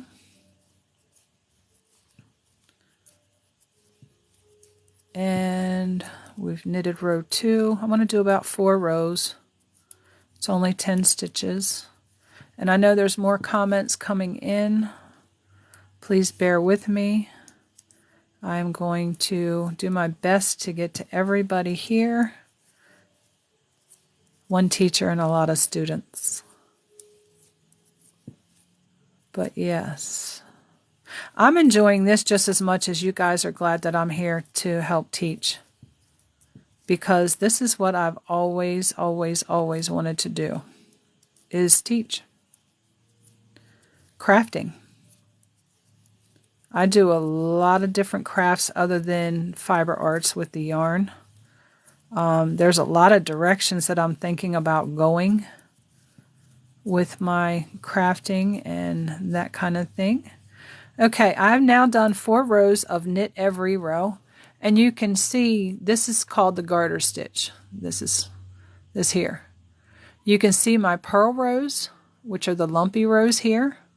And you can see the knit rows that I've done underneath, which give you, let me come over this way here, which give you the little, do you see the little V right there?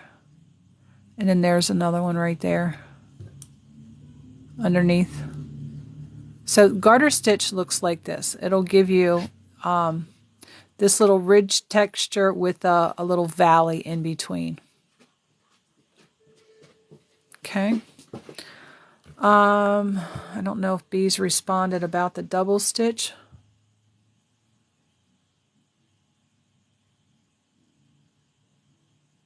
Krista, you recently found, oh, yarn rings, yes. Yes.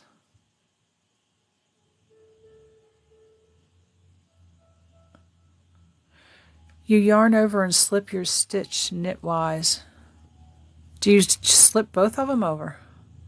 I'm going to have to look that up, but it is called a double stitch. I'm going to have to look that one up, B.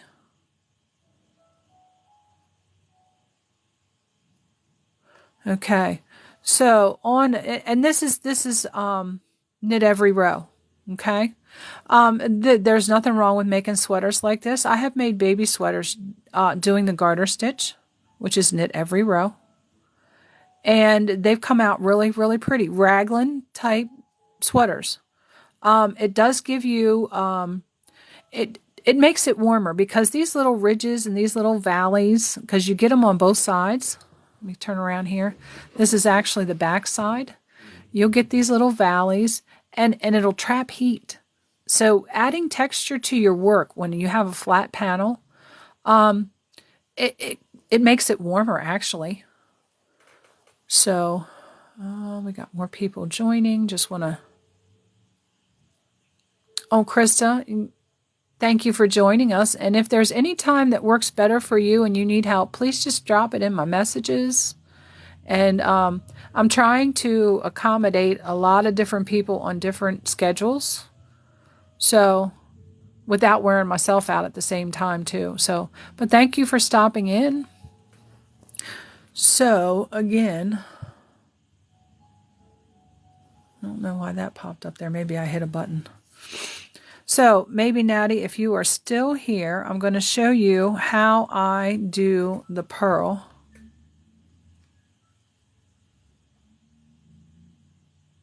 Yeah, German short rows. Oof. For socks.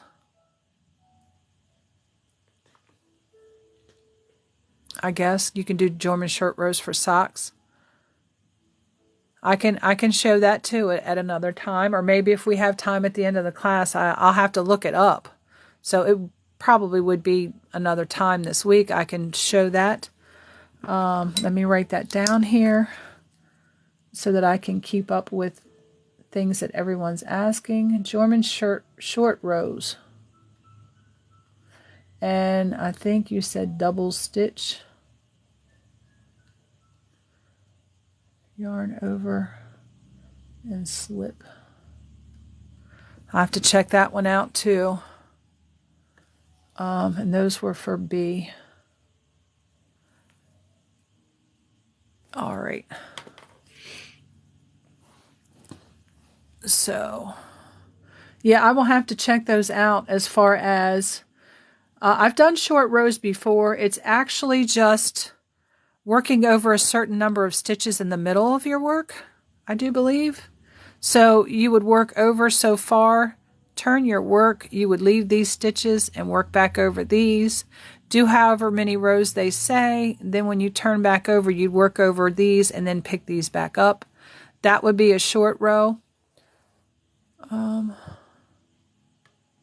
Yes, I want to try and accommodate everybody that I can and, you know, do all that. Blankets you would use circular needles for. I don't know if you've ever seen, or if you probably have seen circular needles if you're a knitter. You can get what they call fixed circulars, which is just a circular, it's a cable with shorter needles attached to it. I have a set and all my all my cables are out in projects. But I have interchangeable needles with cables. They screw on. And I have all different sizes. The cable needles allow you to accommodate more stitches in a flexible manner. Because there's no way you're going to knit a California King blanket on straight needles. They don't make them that big. And if they did make them that big or that long, it would be heck trying to work with them. You'd have to have them propped up on your leg, sitting in a chair with no arms, and have these needles going off into the floor somewhere.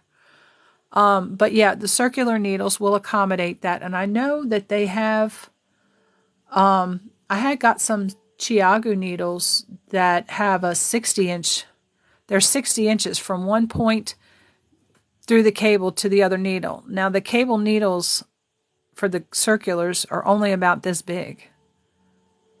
So you've got less to hold on to.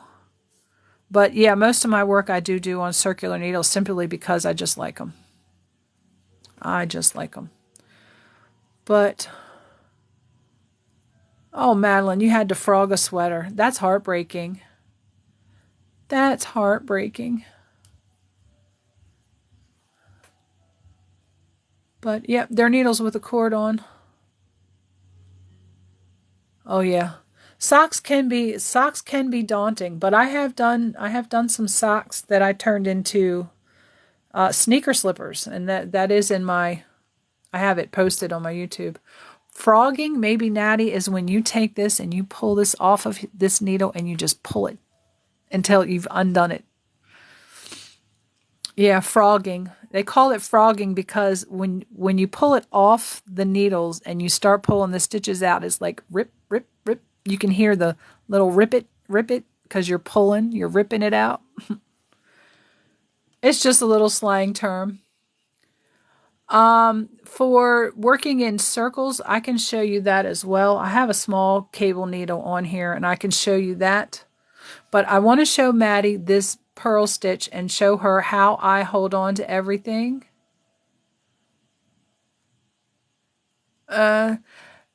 I don't know if knitting is faster or not. I like knitting because I just like the look of the finished project, especially when you're doing sweaters and stuff. I don't like my stuff to be really holey and lacy like crochet can do. So,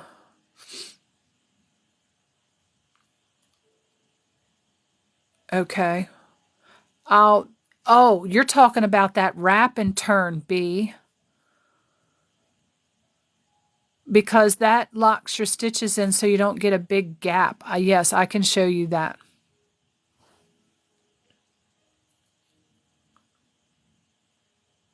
I don't know what kit. I must have missed a comment. Yeah, you don't lose your needles. One thing about that, Jenny, working with circular needles, I was here the other day and my brain was just not functioning, and I had my work on cable needles and I'm looking for the other needle. Yes, B, I'm working with double pointeds and a stopper. They're double pointeds because I have limited space between my desk and this camera. And yeah, you can see it's probably about 12 inches. 12 inches, maybe 13. But for this purl row, oh, it's only the yoke. Okay. No, these are double pointed needles that I'm working off of.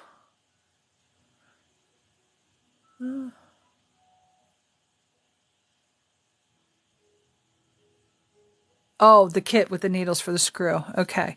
Now, when I do the purl stitch, every finger that I have on my hand is doing something on both sides. Okay. This finger right here, I'm holding this stitch. I'm purposely holding the back side of this stitch so it doesn't fall off the needle as I'm doing it. Okay.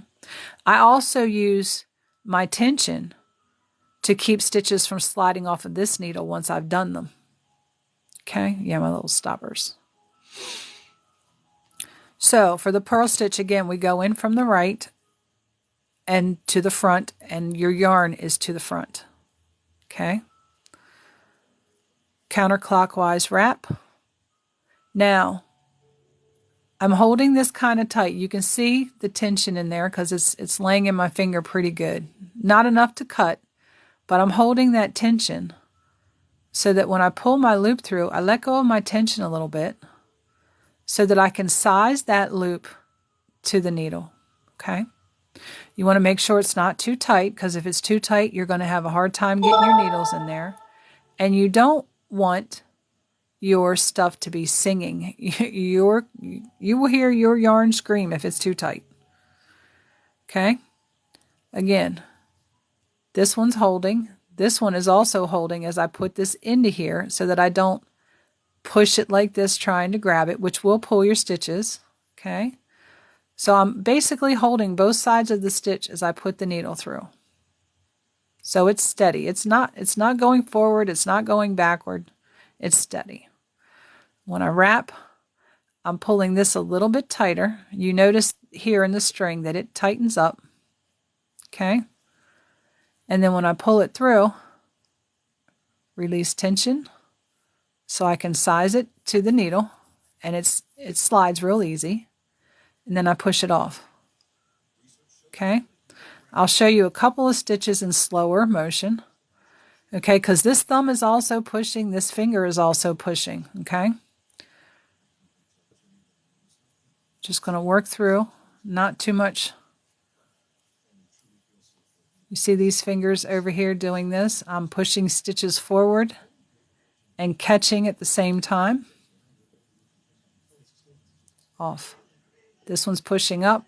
This one's stopping it. This one's coming back and grabbing through the loop. Okay? I'm assisting the needle out of the stitch, letting go of my tension, pulling the stitch through. I'm going down to the fatty part of the needle to get the stitch size. If you stay way up here and tighten your stitch up, it's not going to be the right size because this is beveled.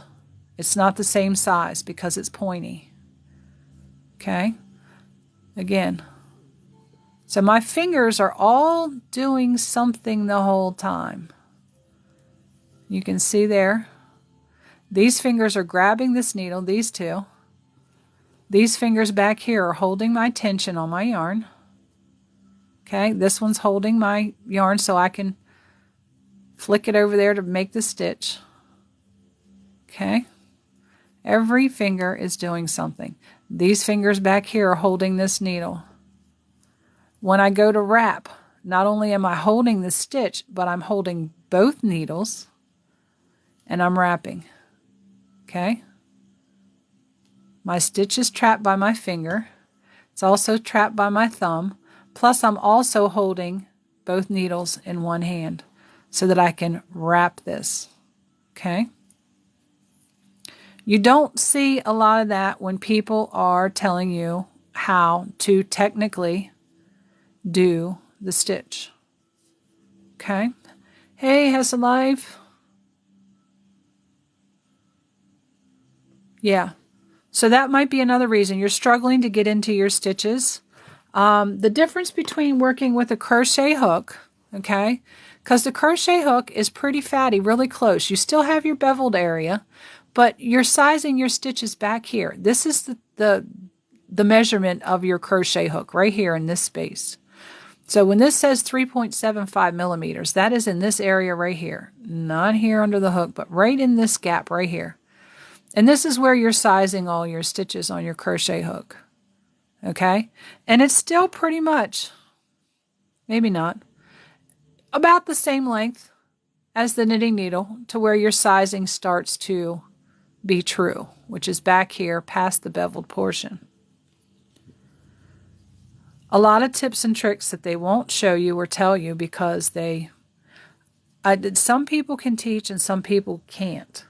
And I don't want to disparage anybody from trying to teach, but when you're teaching something that you're working with both hands, you kind of have to show the technical aspects of what each hand is doing. Yes, you have to push past the bevel to do your stitch so that you get the true sizing. But still, even with the longest needles, I'm still only working in this space right here. I'm not working any further down past this that I have to. So basically, I'm working in maybe 2.5 to 3 inches of space. Okay, everything happens right here. All the action is right here. Okay. I don't know, were there any other... I wanted to try and show you a little bit of the lacy aspect of this too with the yarn overs. I'm going to run through here and do a row with yarn overs. And yarn overs can increase your work if you don't decrease immediately after.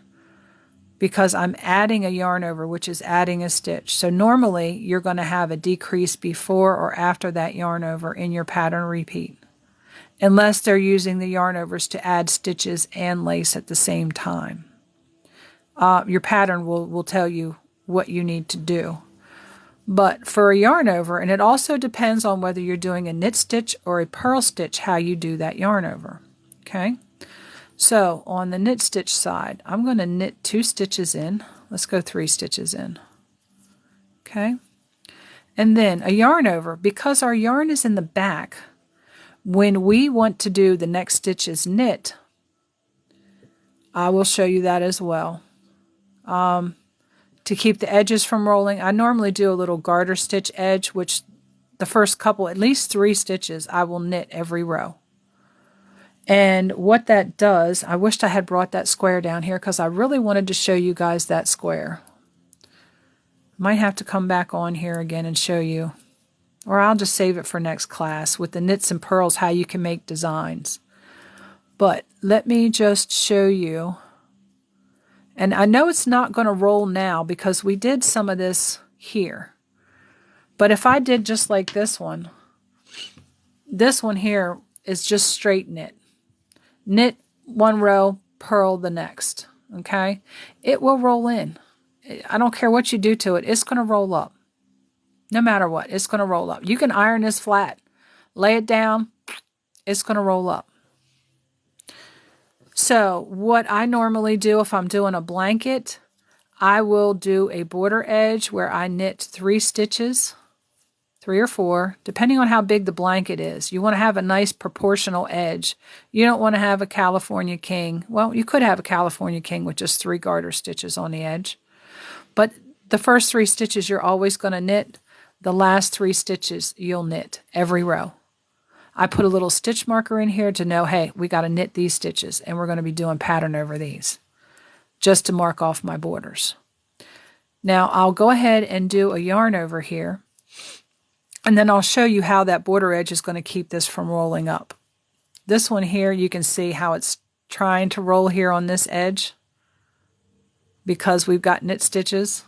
But because we put these garters in here, that's keeping it from rolling.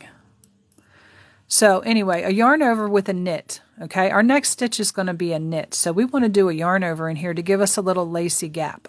Okay, so our yarn over is actually going to come to the front and to the back again. Because we're doing a knit stitch, our yarn has to be in the back. Okay, so we did our yarn over there. And our yarn again is to the back. So we're going to go ahead and knit our next stitch. Okay. And when we come back over this, okay, and the last 3 stitches are knit for our garter edge. So I can show you the garter edge as I'm showing you the yarn over. Okay. Back side here, we're going to knit these first 3 stitches. Because again, our garter edge. And then because this back is, we are on the back side, the purl side is normally the back side, we're going to knit, or we're going to purl those stitches over to our yarn over. Now you'll notice your yarn over doesn't have a bottom to it like the other stitches. This is what creates lace. A knit stitch will not create lace unless you put a hole in it. So basically a yarn over is creating a hole. Okay, it is not connected to the stitch below it. You can see that it's not connected like the rest of these to the stitch below because you just wrapped your needle. Now we're going to go ahead and purl this one, okay, because we're on the purl row. Just because we're on the purl row, not because you purl every yarn over. No, no, no. Just because we're on the purl row. And you can see the hole that it's created already, hole. You can use yarn overs for buttonholes, okay? Now again, we had our yarn to the front for our purl stitch. We're going to take it to the back. All you have to do to take it to the back is take it in between the 2 needles and just hold it in the back. These are going to be our 3 knitted edge stitches. Okay? We're going to go over a little bit because I see it's like 9 minutes till now, which is no problem. We can go until about 10:25. We've created a hole. This is how you create lace with knit, by creating holes. Okay? Now, we're going to come over here, and you can see our yarn is to the front because we knitted the last 3 stitches. Yarn's going to be to the front because that's where it was in the back for the knit stitch. When you turn it around and we want to knit these 3, we're just going to take our yarn to the back. Stay in camera frame. take our yarn to the back. Just take it to the back. There's no other stitches here on these. You just take it right straight to the back. Okay?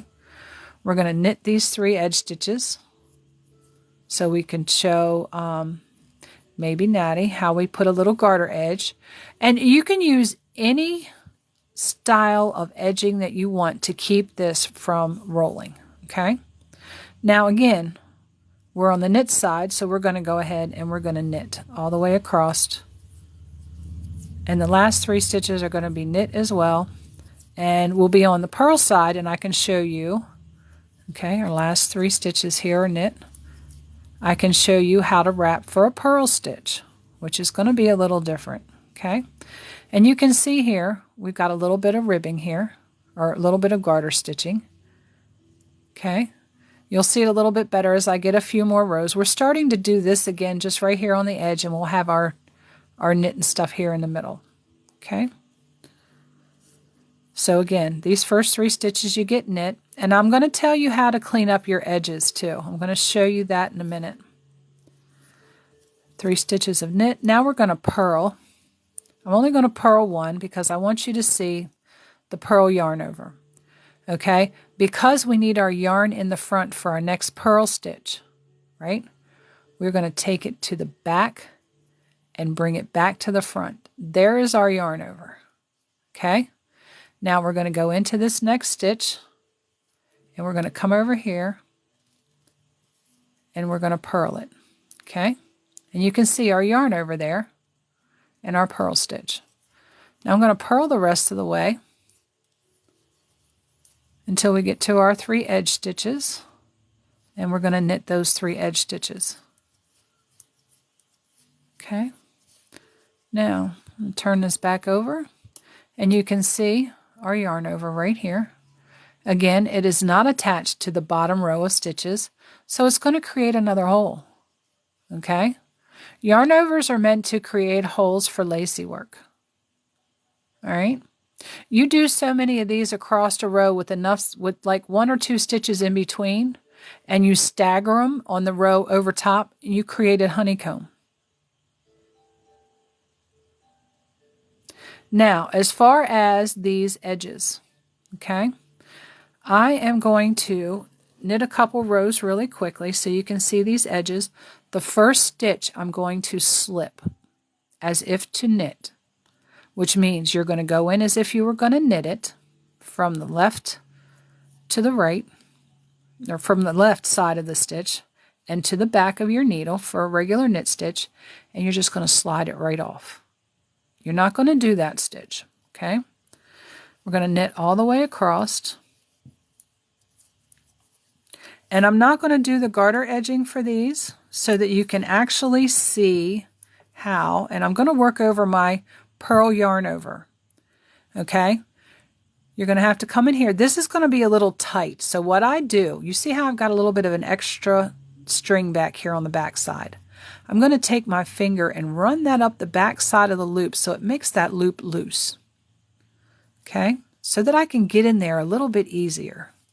Because this is almost going to be like a twisted knit stitch for anybody who's done these before.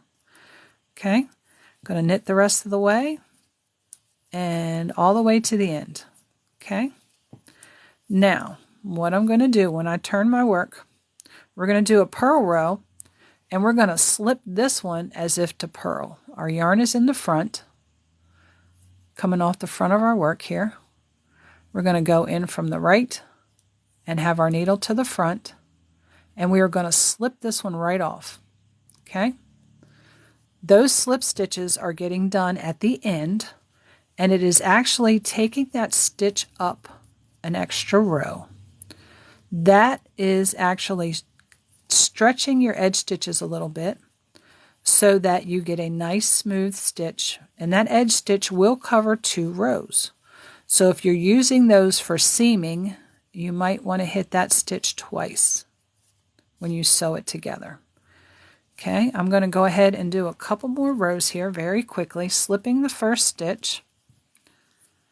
And I have to have a couple rows done so that I can show you the edge and what it'll look like. Hopefully I got enough down here on the 4 rows that I started with the flat knit stitch to show you the difference between the two. Okay, we are going to slip that first one, purl across. I'm going to do 1 more row after this one, slipping the edge stitches, and you will see a definite difference in these here. 1 more row of knit, slip the first one. Remember to keep your tension when you slip. You don't want to let your tension go because then that'll make your edge wonky again. You don't want it too tight because then you turn into cardboard fabric and it doesn't slide on your needles. Okay, that should be enough for me to show you how neat this will make those edging. Let me do 1 more. We're going to slip this one. So it really wasn't enough for me to show you how it actually smooths out that edge. And I will show you from the back and from the sides the difference. Okay. And I check these comments really quickly. Make sure I didn't miss anybody. I try not to miss anybody. The yarn over is it's basically used to create holes in your work, honestly. This one got smaller, and I will show you what I mean by twisted. It kind of twisted that stitch because of the way it was on. You can count it as a stitch. Okay. Actually, I didn't do a decrease. I just put a yarn over in there so that you could see the hole. But normally, they will come with a decrease. I only had 10 stitches on here to begin with. 2, 4, 6, 8, 10. Now I have 12. So no, we did not do any decreases. But it was just to show you that, yeah, it does create a hole. But normally, yeah, you do have a decrease after it unless they want you to increase in stitches. You might like this little hole up the side to create lace on a shawl. And then, of course, if you're making a triangular shawl, that's going to give you your increase as well. So it all just depends on the pattern. Yeah, they do that to show you how the yarn works up, what it looks like, what it feels like. And variegated colors, I like to see a color swatch on variegated colors because I've bought variegated skeins of yarn before, and when I worked them up, I didn't like the way it looked at all. So I like to see a swatch, especially for those. Now, down here on the lower portion where we did this, our edges are all just whatever. You know, they're just whatever on both sides. Just whatever. You can see these little ridges here where we did the purl rows and took that back.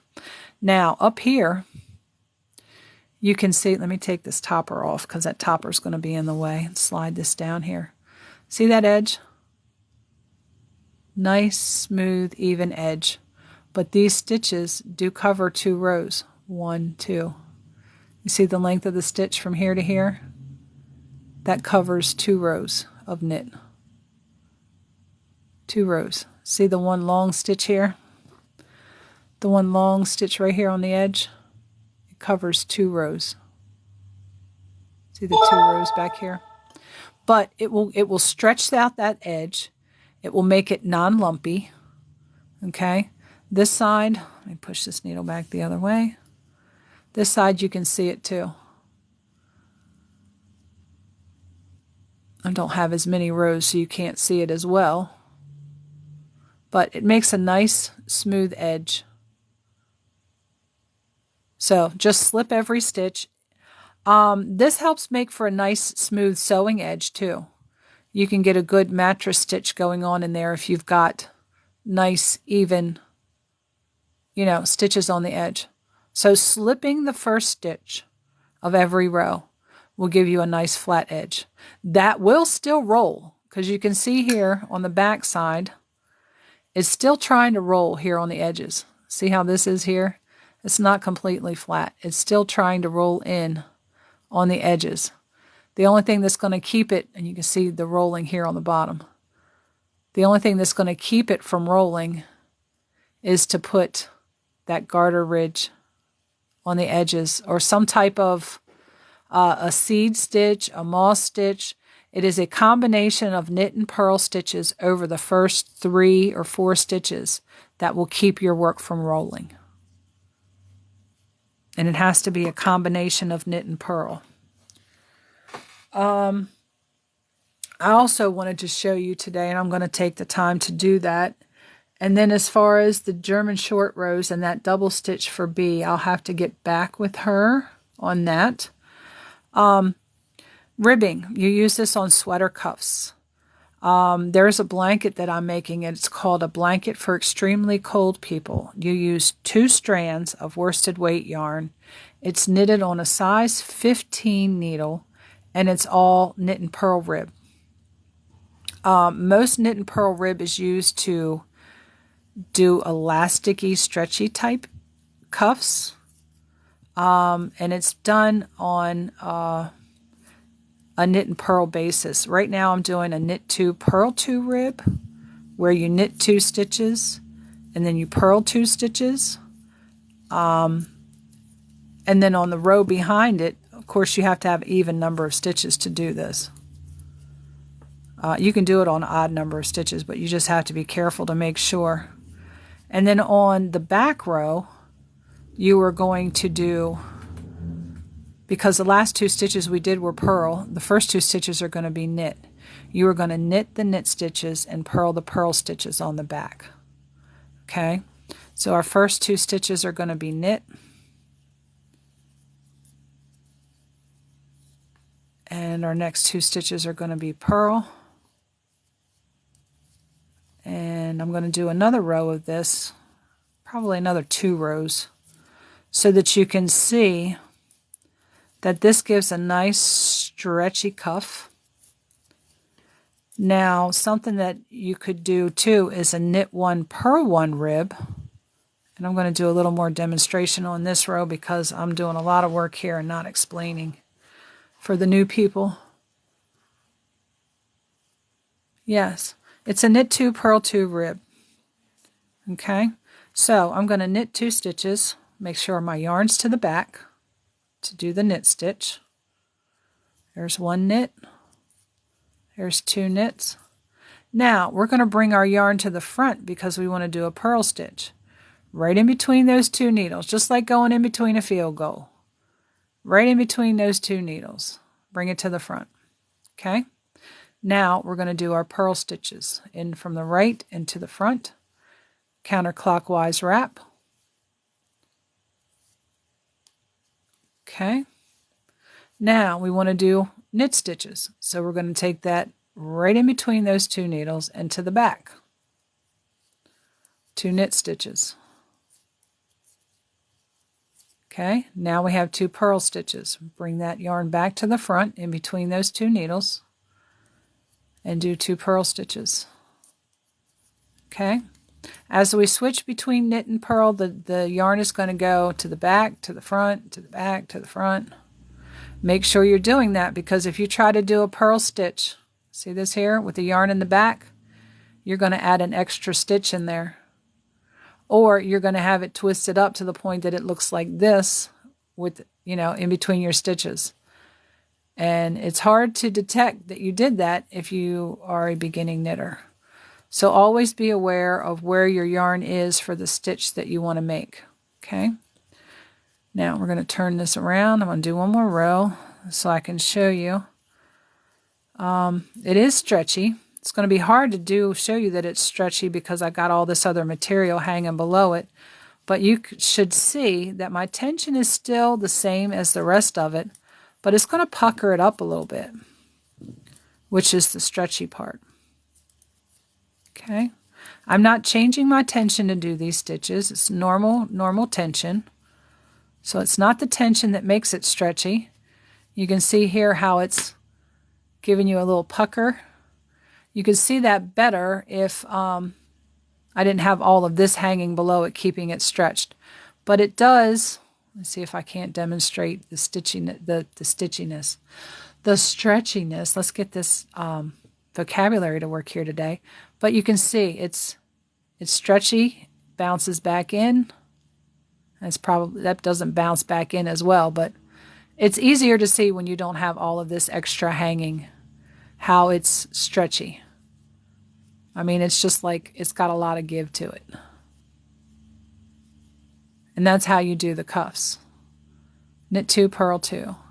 It looks kind of chunky with the worsted weight yarn, but with the smaller yarn, sport weight and things like that, it's really, really nice. So, hopefully, I've been able to help everybody today. That's the wrong end. These needles, double pointed needles, I could show you some craziness with these. You can work in the round with these too. You have, they come in packets of 4 or 5. And let me grab a set over here. And I can kind of try and demonstrate that a little bit. Got a little bit more time that I can share with you until my husband calls to check on me. Oh, grab some more of those. And if anyone is trying to teach children, I recommend you starting them off with wooden needles, simply because the wooden needles will grip the yarn a little bit better and they won't have slide off issues as much as with metal needles. Now with these, I'm going to take the cappers off. This is how you make hats on double pointeds. Okay, I'm going to set this to the side for anybody who might be interested in hats. And normally you start a hat from the brim, unless the pattern dictates it otherwise. And I'll show you really quickly. Crochet bags. Okay, you made one using a lighter weight yarn. If you didn't use the same size crochet hook, it's going to give you a smaller bag. If you use an extremely lighter weight yarn and the same size needles, it's going to give you a really lacy, airy bag. The bag stretched out a great deal. Did you use cotton yarn?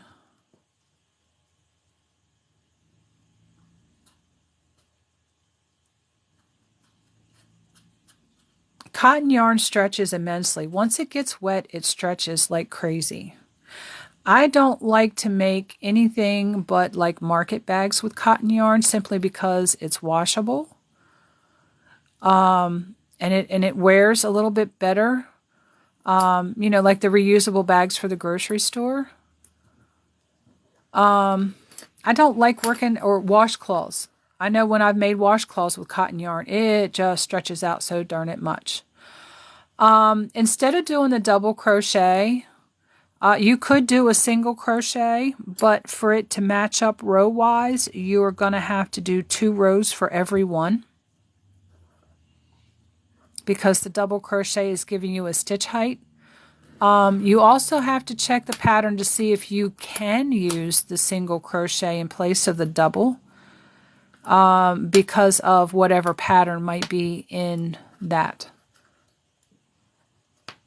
But yeah, cotton yarn does stretch out a lot. That's the first thing I ask when somebody says, oh, it's stretching so much. Cotton yarn. Cotton yarn will stretch out of shape and that's it. It's just out of shape. It's done. So I don't use a whole lot of cotton yarn. You'll find out as you go through with that cotton yarn can be a real pain in the butt. Yeah, I don't even like to make washcloths out of it too much because they're just so... I don't know, they're just so, they're either hard as cardboard when you first make them, and nobody wants to buy a hard cardboard washcloth. And once you wash them to soften them up a little bit, then they're just so floppy. They're like, oof.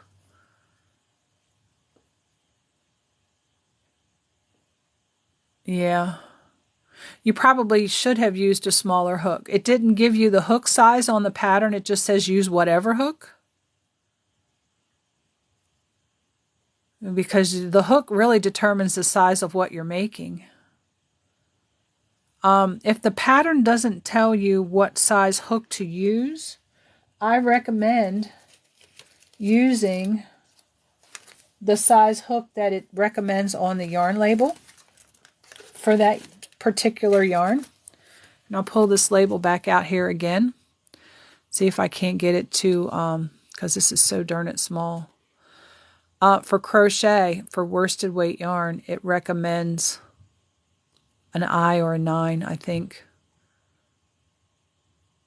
I can't really see that well through here. My eyes are so bad. And then for knitting, it calls for a size 8, a US size 8. That would be the recommended size hook or needles for worsted weight yarn. And this is a worsted weight. So the recommended size, if the pattern doesn't give you a size, then you should use the size recommended on the yarn label.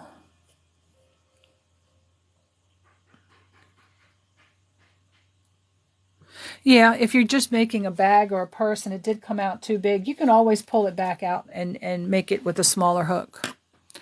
But I'm going to show you how double pointeds can be used in place of circular needles if you don't have circular needles. This is how they did hats a long time ago before they discovered circular needles. And I'm just going to do a little slip knot on here. We're going to do that little quick cast on where we loop it around our thumb. Okay, and it's just looped around my thumb. The tail end is tied by a slip knot to the needle. And then just looping it around my thumb, making a little loop, and putting that right on to the knitting needle. Okay, I'm only going to cast on about 4 or 5 stitches a needle. Maybe I better do a few more because it's going to put them too tight together and you guys are going to be like, oh my God, how do we do this? Even though we're going to have 3 needles here, we're only going to be working with 2 needles at a time, just like regular knitting. Okay, I've got the first needle casted on. And because we're going to work in the round, I'm going to show you how to work in the round. Yeah, t-shirt yarn. It's the same yarn that they make t-shirts with. You can actually take t-shirts and make t-shirt yarn. Old t-shirts and make t-shirt yarn. Now, when we go on to our second needle for working in the round, okay, we're going to pick up that loop just like we did on all the other ones, but on the second needle. So I'm going to hold this needle in this hand, but I'm also going to hold this needle to it so I can load stitches onto this second needle. Okay, there's the first stitch.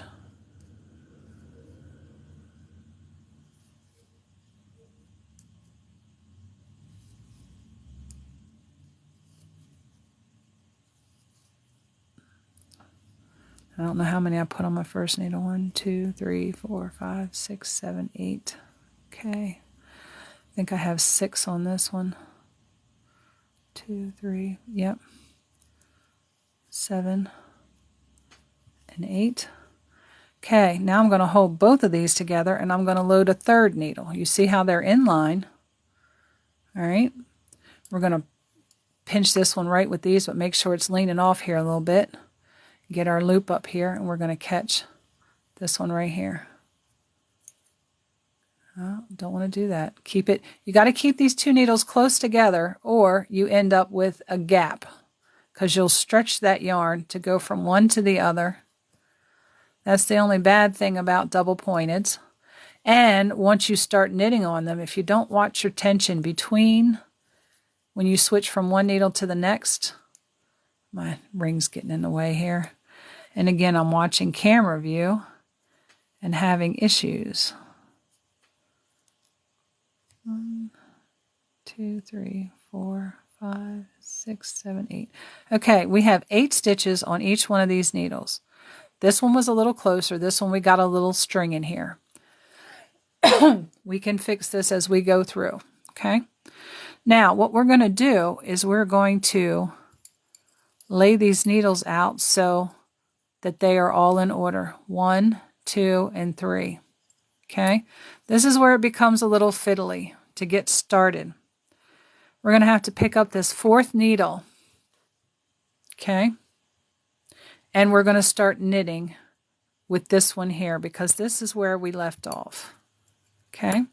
One other thing that I always make sure of, you see how on the bottom of these, all the connectors are all in the same direction. You want to make sure they're all in the same direction. If not, you're going to twist your work and then you'll have, you won't be able to knit it. It'll be twisted. Okay? Now, let me get this here in my hands proper. Stop looking in the camera because I'm trying to watch my comments and do this at the same time. And not let my allergies take over. So, we're going to start, yes, with these stitches right here, which is where the first stitch that we cast on. We're going to take this needle and go in like we're going to do a knit stitch. Okay? All these other needles are just going to be hanging out over here. They're going to be fine. Okay? So, we got in position for our knit stitch. And we are going to do our, make sure I got this the right way around here so we don't twist these stitches. Let me take this back out and get this all set up again. Because this is going to, I don't want it to twist up. All right, now we got those. This one needs to go under here. So they're all facing downward. All of these, I'll turn this over here so you can see. All of where I've connected on is all facing downward now. So I know I'm not going to twist my stitches up. Don't let go of it. Get this in here for our knit stitch. Grab our working yarn, which is going to our skein, and we are going to do our counterclockwise wrap. And like I said, this first row, doing things like this can be a little fiddly, which, thank goodness for circular needles. Again, circular needles only take you so far. Sometimes on hats you have to go to double pointeds unless you know how to do what they call, and I should do a purl here, what they call the magic loop. Once you get this first row down, it puts everything in position. So this first row is going to be a little hard. And I haven't used double pointeds in a while, so, you know, if you don't lose it, you get rusty. You don't lose it. It just becomes like the first time you've ever did it. And like I said, it is a little fiddly on the first row around. And I'm knitting 2 and purling 2. So that way I can show you the rib, which will be the rib to a hat. And I might use this on my teddy bear that I made the other day. Well, it's the same color as my teddy bear, so probably not. Now, I'm going on to the next needle, okay? And this is going to start spacing itself out really good so that we can work it a lot easier once we get past this first row. I think I cast on a little tight too, so that's another issue. Trying to hurry. If your cast on is tight and you can only get your needle so far through there, get it as far through as you can, get it wrapped, and then resize your stitch. Okay, make sure you're going back far enough on that needle to get your stitches back. Okay, so that's what I'm going to do because these are all going to scream as I'm trying to put this through here. You'll hear this yarn go eek. And we caught part of our stitch here. I'm going to take care of that. Okay, now we're going to purl 2. And again, this is a little fiddly in the beginning. Unless, you know, double pointed is your favorite thing to knit on, and then you can fly across this because you do it all the time. And we just knit 2 and purl 2 until we get all the way around. And the thing about this is you're going to want to have a stitch marker, because you have to mark the beginning of your round, because if not, you're going around and around and you don't know where your beginning is. Okay, now we got one more needle to do, and then this is going to really start to not be as fiddly after this row. Okay, and get these stitches up here.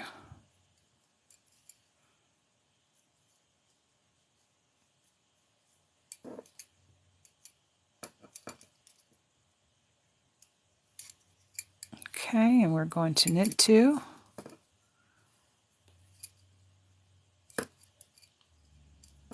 And again, because the cast on that I did, it's not a stretchy cast on. We didn't knit 2, that was a purl. That's why I didn't want to let me do it. Trying to do a stitch ahead of time. And I really have to hold on to these here because, again, that cast on was a little tight and in a hurry. So I am coming up on time to leave. Now, if you all are still interested in coming back around 11:30, we can come back at 11:30. If not, we'll end for the day, and I will look up some of these stitches and probably set up to do a live tomorrow to help B with the German short rows and that double stitch. I'll have to look that up. Believe me, there's no shame in me telling you I don't know how to do a stitch. 40 years worth of, I know how to do all the basic stitches. The combination of stitches is what I might not be familiar with.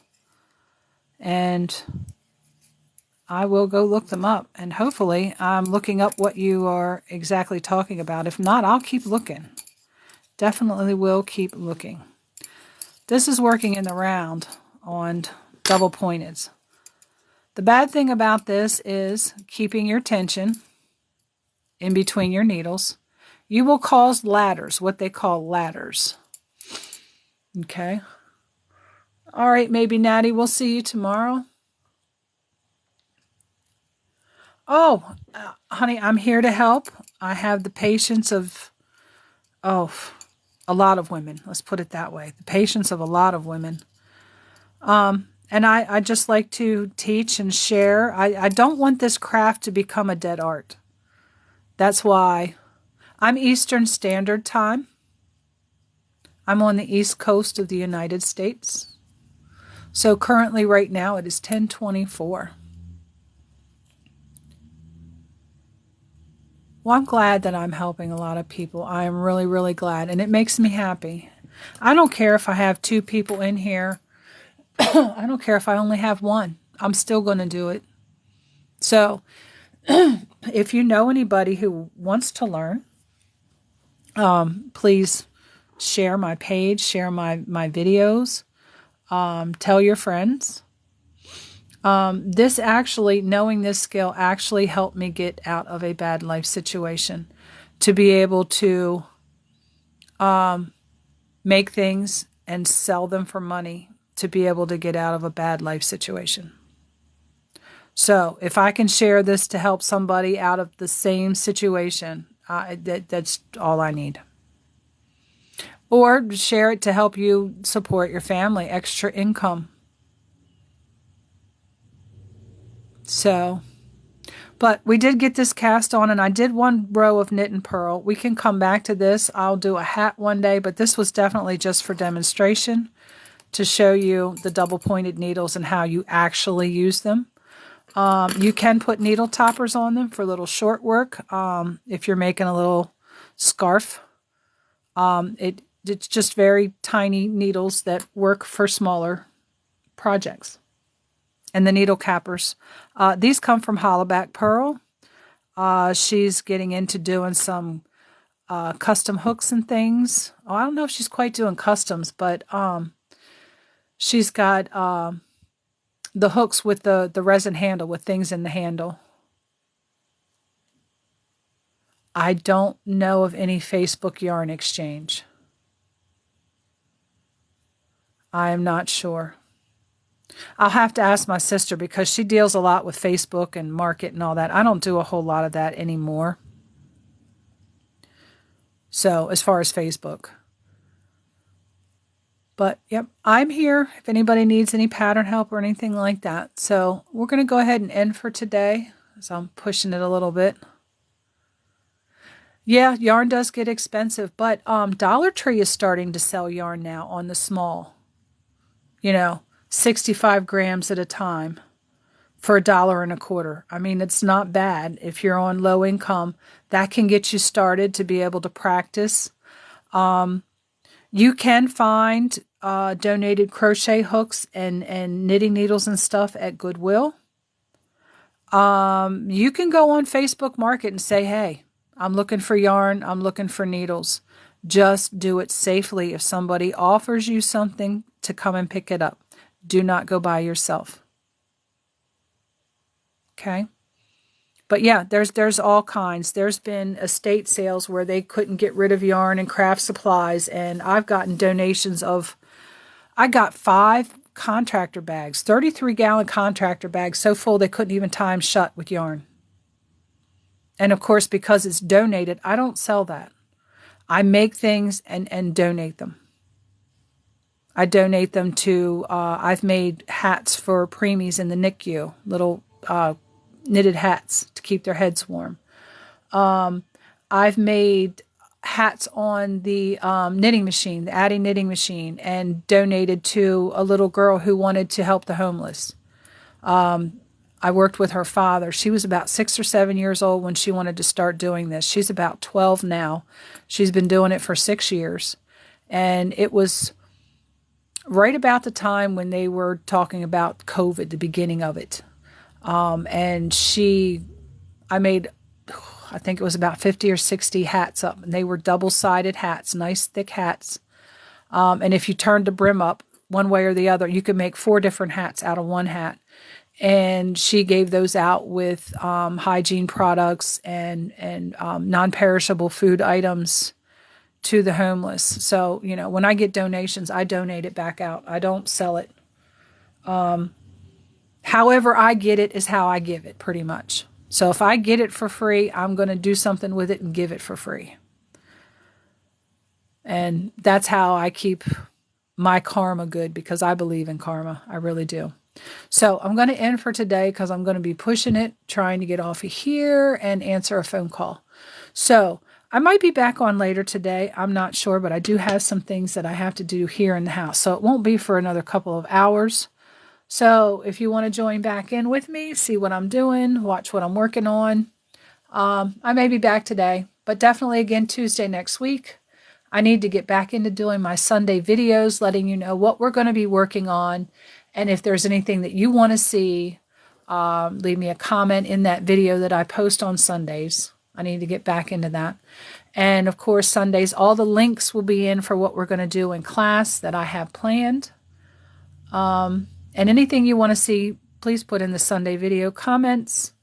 And I will be able to prepare a little bit more for your questions and not have to stop and look them up. So thank you for joining me today. And again, I will definitely be back Tuesday at 8 a.m. Eastern Time right here on TikTok for another class. So again, we're going to end now. And as always, may all your stitch counts match. And happy crafting!